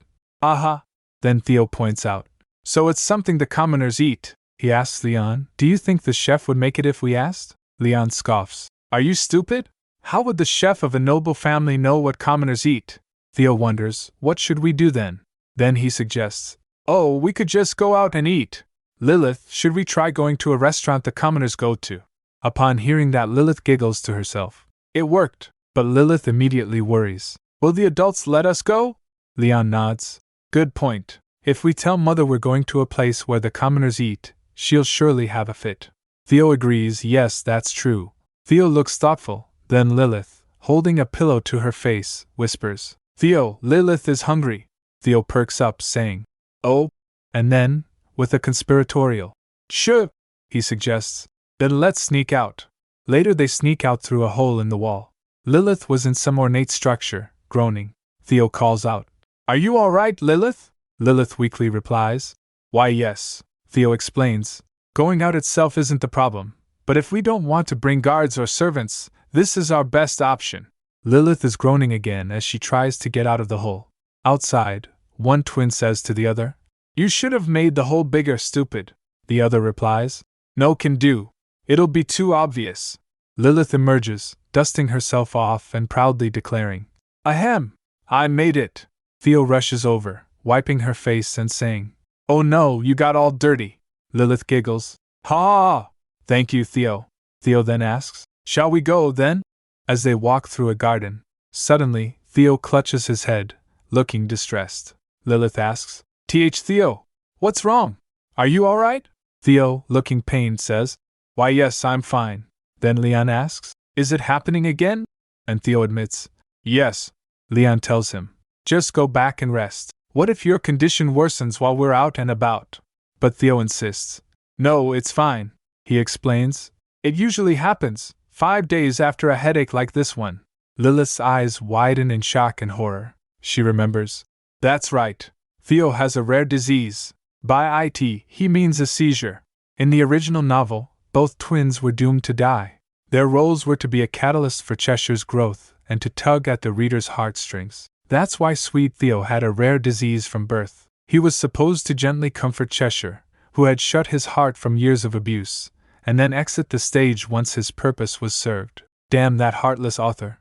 Theo suffers from a disease called mana collision, a rare condition where divine energy and magical power periodically clash within his body, causing seizures. Theo will pass away in the spring when he receives his knighthood, at 16. Simply put, his days are numbered. Back in the present, Theo asks Lilith, "Shall we go, Lilith?" Looking concerned, he asks her, "Why do you look so pale? Are you hurt?" She replies, "And no, I'm fine." Lilith, however, pleads, "Please don't treat me so sweetly, Theo." She recalls, it was believed to be an incurable disease, but there was a method to counter mana collisions in an ancient text. It had to do with something called a saint's heart, which was likely a metaphor, so no one really knew what it could be. However, Cheshire figured it out. After Theo's death, fully aware that searching for a cure was in vain, Cheshire became fixated on deciphering the ancient manuscript and was able to offer the saint's heart at Theo's grave. He says, "I'm sorry I came too late, Theo." Lilith sighs, thinking, Cheshire struggled so much to locate it in this story, so there's no way I could find it that easily. Suddenly, Lilith jolts, her eyes widening. She exclaims, "Wait, hold on. Lilith, you idiot! I already know what that is!" Lilith is an avid reader who's read the book dozens of times. She declares, "Not only can I save him, but he also won't have to suffer through the excruciating pain from his seizures anymore." Theo looks confused, asking, "Huh? What did you say, Lilith?" Lilith excitedly calls out, "Th Theo?" He asks, "Yes?" Lilith flaps her arms enthusiastically. "Aye." Theo asks again, "Yes, yes?"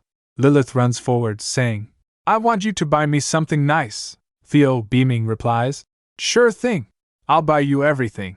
Then now in a bustling town square, Lilith points and exclaims, "I want to go here too." They're standing in front of a general store, owned by the attendant of a former magic swordsman, Willie Duncan's general store. Lilith hums, looking at the sign, and says, "The sign isn't very reassuring, but this is the biggest store in the area, so they must have it." She smiles. "The saint's heart has to be here." Inside the store, a cheerful shopkeeper greets them. "May the high glory and grace of Primera be upon you. You seem to be people of great standing. What brings you to this place?" The twins are a bit flustered, murmuring, and, while Lilith starts searching. Lilith stops, eyes wide, and exclaims, "I found it." She points and says, "Wow! It's pretty! I want this!" The twins and the shopkeeper look utterly shocked. Lilith is mesmerized by a display. She says, "The purple thingamajigs are all squishy and jiggly. They're amazing, like stars in the night sky." The shopkeeper explains, "Haha, my lady? That is a monster's core, which was retrieved from its slain body. It's utterly inappropriate as a toy for young noble ladies." Lilith, still pointing, insists, "Buy me this."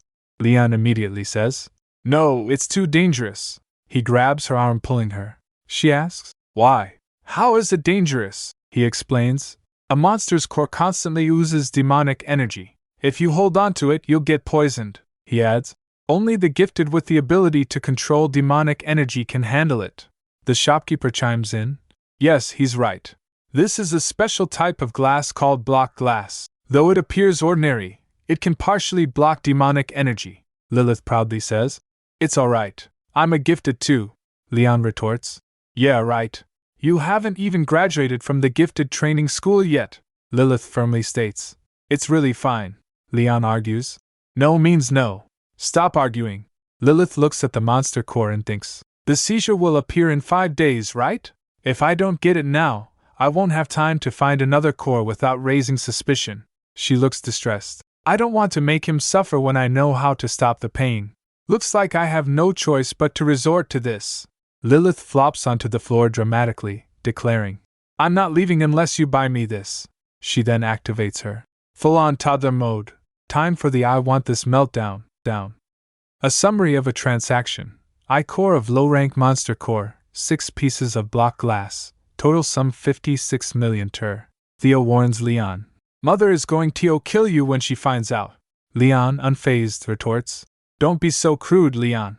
Meanwhile, Lilith is just beaming, and she exclaims, Thank you, Leon. It's so pretty. Theo asks, Do you like it? She replies with a resounding, Yes. You're the best. Theo lets out a little chuckle, while Theo, ever the serious one, mutters, What a joke. It's so cute seeing Lilith's pure joy. Then they went to a restaurant. 13 Lumen Street, Valentine District, Rico's restaurant. Inside the restaurant, Lilith, Theo, and Leon are seated at a table. Leon asks, Are you serious, Lilith? Did you really eat stuff like this when you were in Zenon? Theo asks, Is this place any good, Lilith? Lilith, with that innocent sparkle in her eyes, confirms, Yes. She then thinks, This is Rico's restaurant, the place Dad visited in the original story. Looks like I made it without a hitch. Hee hee. My memory's spot on. The waitress approaches their table, and Leon asks, Could you take our order? She responds, Yes, my lord. What can I get you? He orders, Give us everything on this menu. I'll pay double, so make sure to prepare it with the utmost care. My cousin is really looking forward to the food. She nods and says, Yes, my lord. Suddenly, Lilith calls out, Miss! Excuse me, please! She excitedly tries to get the waiter's attention, reaching out. The waiter, startled, turns around with a questioning look. Theo leans over to whisper something to Lilith, saying, Lilith. Well, you mustn't speak so politely to commoners in public. Leon retorts, Quit being so uptight, Tichio. Grandfather isn't here anyway. Lilith just hasn't gotten used to being a noble yet. Theo, looking exasperated, asks, What are you saying? She has to adjust quickly. If she makes a mistake in front of grandfather later, she could get in trouble. Then Lilith rummages through her bag, saying, Excuse me, miss. She then pulls out a large, gleaming gold coin, thinking, I can't try to boss people around like a noble here. As the coin lands on the counter, the waitress's expression shifts. Lilith continues, Because this isn't just a regular restaurant. She says it's not on the menu. She remembers. This place is actually Red Hawk, a secret information guild. Lilith asks the waitress, But do you have any fermented herring? Theo and Leon, completely bewildered, looks on with a confused expression. Theo asks, Fermented herring? Is that good? Lilith looks at the waitress with a knowing look. The waitress was taken aback for a moment, then she replies, We don't sell that dish, but if you desire it, we'll prepare it for you. Is there a particular way you'd like it cooked? Lilith excitedly chirps, Yes. She then offers, Would you like me to show you myself? The waiter leads Lilith through a doorway. This way, please. Lilith, looking around in awe, wow. The waitress knocks at a door. Rico, you have a customer. Eh? Then, a voice commands, Let them in. Lilith, looking a bit nervous, swallows hard as she prepares to enter. Lilith enters the dimly lit room. She thinks in her mind, The gifted, nobles, and the imperial family are all terrified of this man. He's Rico, the guild master of Red Hawk, the Information Guild. He's seated, masked, exuding an aura of power and intimidation. Rico's masked face, the smile looking more like a sinister grin. He says, Have a seat. Lilith takes a seat and says thank you. She then remarks, It's really tense in here. Lilith lets out a sigh. HAA, she asks, Please give me a minute. I need to calm my nerves. There's a moment of silence. Rico, looking at Lilith, asks, How did you know about this place? Lilith, with a playful glint in her eyes, asks, HUH? Are you really curious about that? She then adds, I could answer, but if you want to know the first rule of trading, if you want information, you have to pay. Lilith points a finger at Rico, stating, You'll need to offer me some useful information in exchange. Not with money, but with information of equal value. Rico simply responds, OH. You're right. Then, he contradicts himself. And oh, it's alright. I don't think it'll be necessary to pay for such information. He then suggests, Let's get to the point, shall we? He states, I require payment in advance. If you're looking for information, you'll need to offer something valuable first. Lilith ponders. What should I give you? Lilith exclaims. OH. Duke Enoch Rubinstein, who disappeared 7 years ago, has returned to the capital. Are you aware of this? Riko, with a slight pause, says, Yes, I knew this. She then adds with a chuckle, Haha, I see.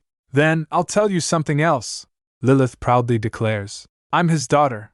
My name is Lilith Rubinstein, and I'm 7 years old. Riko, looking surprised, responds, I knew that as well. She remarks, Wow, I see. Riko, his expression turning serious, asks, Are you here to play games with me? Lilith quickly denies it. Not at all, she clarifies. Actually, I didn't come to get information. I'm here to ask for a favor. Lilith, with wide, determined eyes, states, I already have all the information I need. For example, I know that Marquis Onyx has a secret son. Riko got taken aback. She laughs. Ha ha ha, you weren't expecting that, were you? This is super classified information, he replies. Indeed, I am most certainly surprised, he then muses. I find myself quite curious as to how the 7-year-old daughter of Duke Rubinstein, who has spent her entire life in Zenon, unaware of her own identity, and only arrived in the capital 4 days ago, could know such things. Lilith gasps, her eyes widening in shock. Riko adds, and why she has sought me out, he then recalls. Then again, I did hear that Master Oscar personally assessed your talent to be a prodigy. Lilith, with a mixture of awe and embarrassment, exclaims, wow, she thinks, he really does know everything. Moving on, Lilith declares, I want to save him. Riko gets intrigued. She adds, Please pass along the secret I just shared about Marquis Onyx to someone who can save the boy, but keep it anonymous, he replies. So you need someone to relay a message, he then asks. To whom should it be delivered? Lilith, with a determined look, replies, My daddy.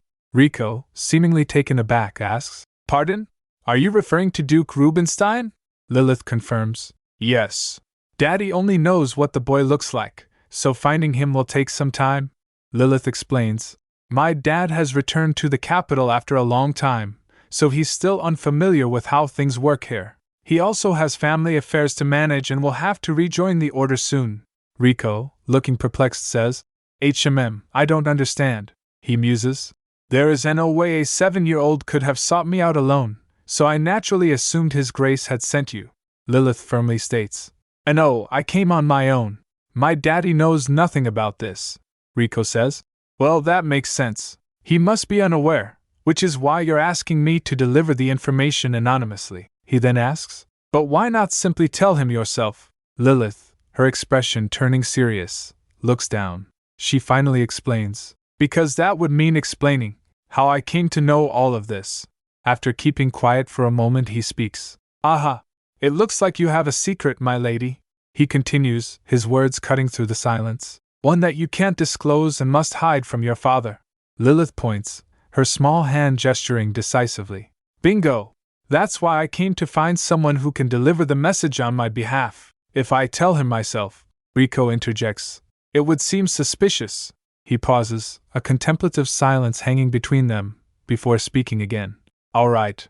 Would sending the information about Marquis Onyx's illegitimate child to Duke Rubinstein be sufficient? Lilith's eyes sparkle, her face lighting up with a bright, enthusiastic smile.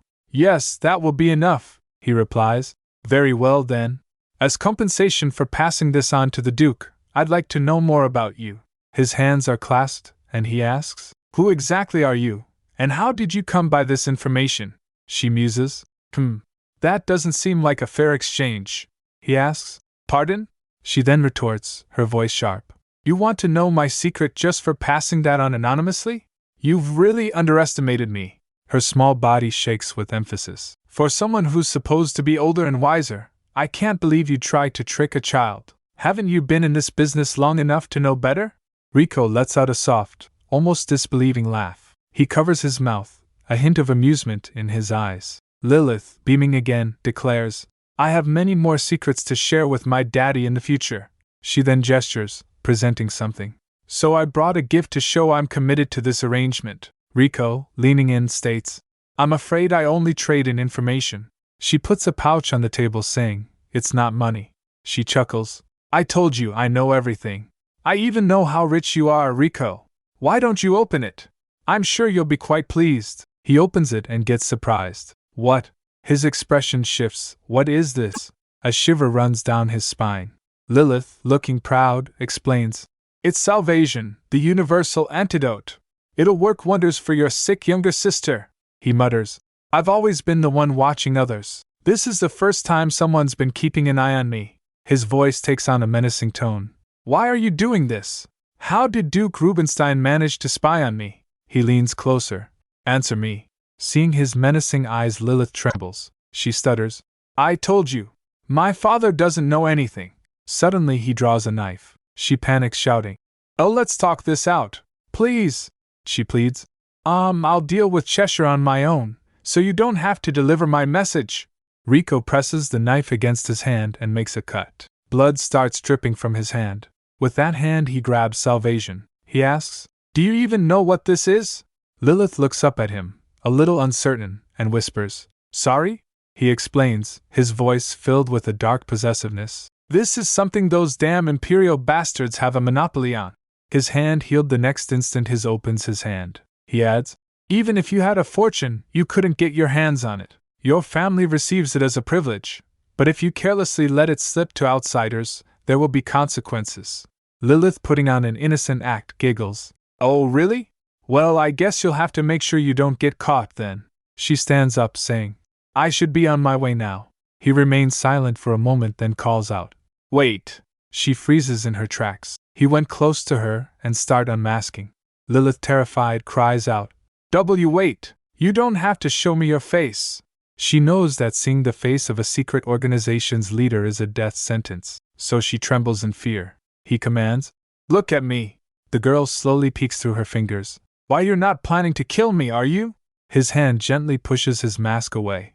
I never break my rules when it comes to deals. What's been given must be met with an equal return. He runs a hand through his hair, he smiles, his true face revealed. He stands looking down at the Lilith. And today, you've made a transaction with me. Later that day, the waitress asks Rico.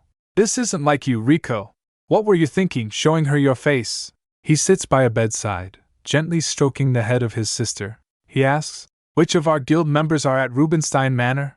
The red-haired woman answers, her expression a little tense. The J sisters. The man stands, his gaze sharp. Send the information regarding Marquis Onyx and his illegitimate son to Duke Rubenstein. The red-haired woman gasps in disbelief. Rico, are you serious? He confirms with a firm yes. He then pulls back a curtain, then says, You know how desperately I wanted to get my hands on Salvation. The red-haired woman replies, Yes, but we have to be cautious. Duke Rubenstein knows exactly who you are, and the state your sister, Annie, is in. She looks at him with concern. Sending his daughter was no coincidence. He's definitely hiding something. Have you forgotten? Annie is suffering from cursed magic because of those damned nobles. He retorts. Think about the girl's request. She simply wanted me to relay the secret of Marquis Onyx to her father. And there's only one reason she came to see me herself. He recalled Lilith's word. But one antidote herb is not enough, right? You'll need more. Ahem, just trust me. We're friends, aren't we? He adds. She wanted to give me the herb. I'm going to try trusting her. He looks out a window, the sunlight glinting off the panes. Who knows? Maybe the hero I've been desperately waiting for is finally here. Meanwhile, Lilith is happily drawing in a notebook, humming a little tune. She thinks in her mind, I'm really glad I went to see Rico. She remembers Rico's word. Once you return home, I'll contact you through our guild members stationed at Rubenstein Manor. She concludes, They're probably one of the attendants. She sighs softly. It'll be easier to keep in touch with Rico if they become my personal maids. It's a shame, though. I've already grown close to Jetty and June. Just then a maid, smiling warmly, praises. Oh my, you're really good at drawing, my lady. She asks, Is that a jellyfish? Have you ever seen one before? Lilith tells. This is my daddy, the maid exclaims. Oh, is that so? Now I see it. It looks exactly like His Grace.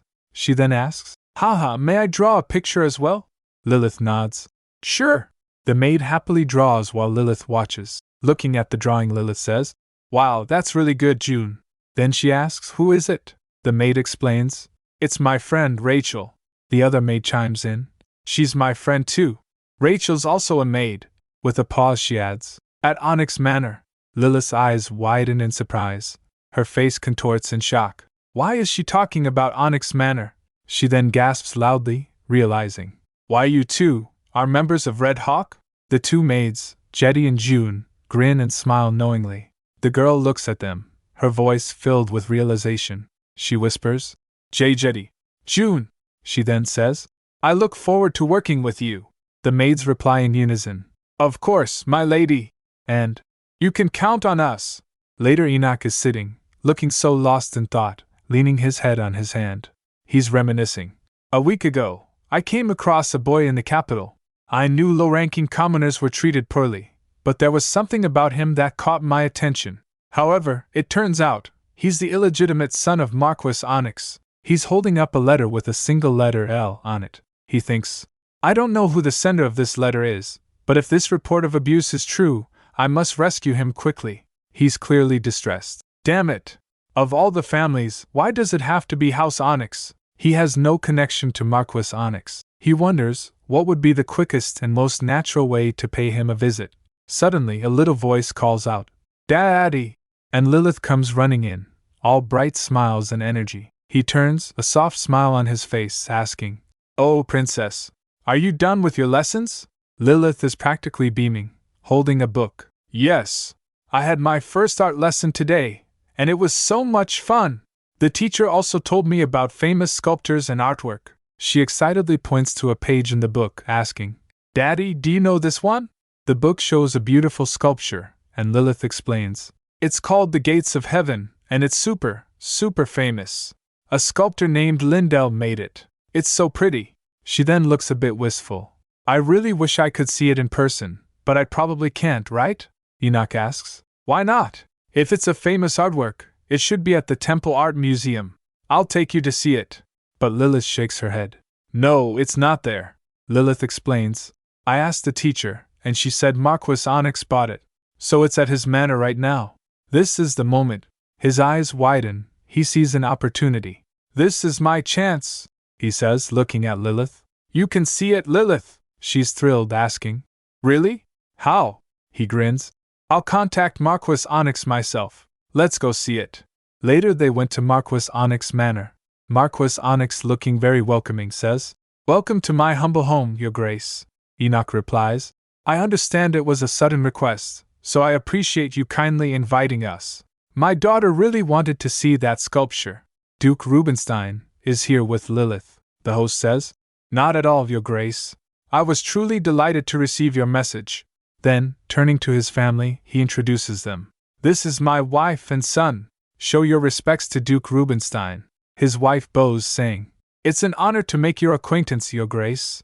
The son, Jonathan Onyx, also bows. He introduces himself.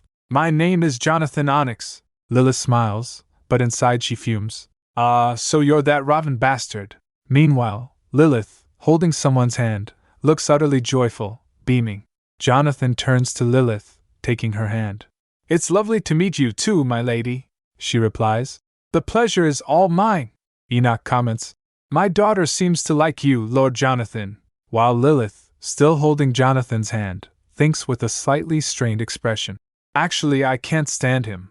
The family is laughing. The Marquis says, Haha, we are most honored, while the mother saying, They make a delightful pair. Duke Rubinstein flinches slightly, looking a bit uncomfortable. Jonathan blushes. Mother, please. You're embarrassing me. Then she adds with a playful smirk, Treat Lady Lilith with utmost care. You'll be seeing her often. Who knows? Perhaps she'll be your bride in the future. The Marquis chuckles. Haha, you're quite the optimist, darling. Jonathan then asks, If you don't mind, would you like me to show you the artwork in the annex? Lilith is ecstatic. Wow! She exclaims, holding Jonathan's hand. Yes, please. I'm eager to see the gates of heaven. The Marquis agrees.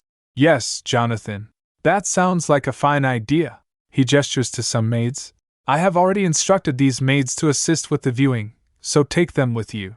One of the maids, the one with the brown hair, smiles faintly. Lilith found Rachel. In her mind she says, Finally! Jonathan calls out, Lady Lilith? As Lilith suddenly runs off towards the maids, who are lined up, she says, I'd like to say hi to them. Jonathan is surprised. You don't have to greet the servants. But Lilith takes their hand one by one, says, Pleased to meet you. The maid replies, Oh, thank you, my lady. Lilith beams at the maid Rachel. Thank you for helping me see the gates of heaven. The maid smiles back, squeezing her hand. You're welcome, my lady. She secretly hand over the key and note to Lilith. Lilith looks surprised. She thinks, It's a key.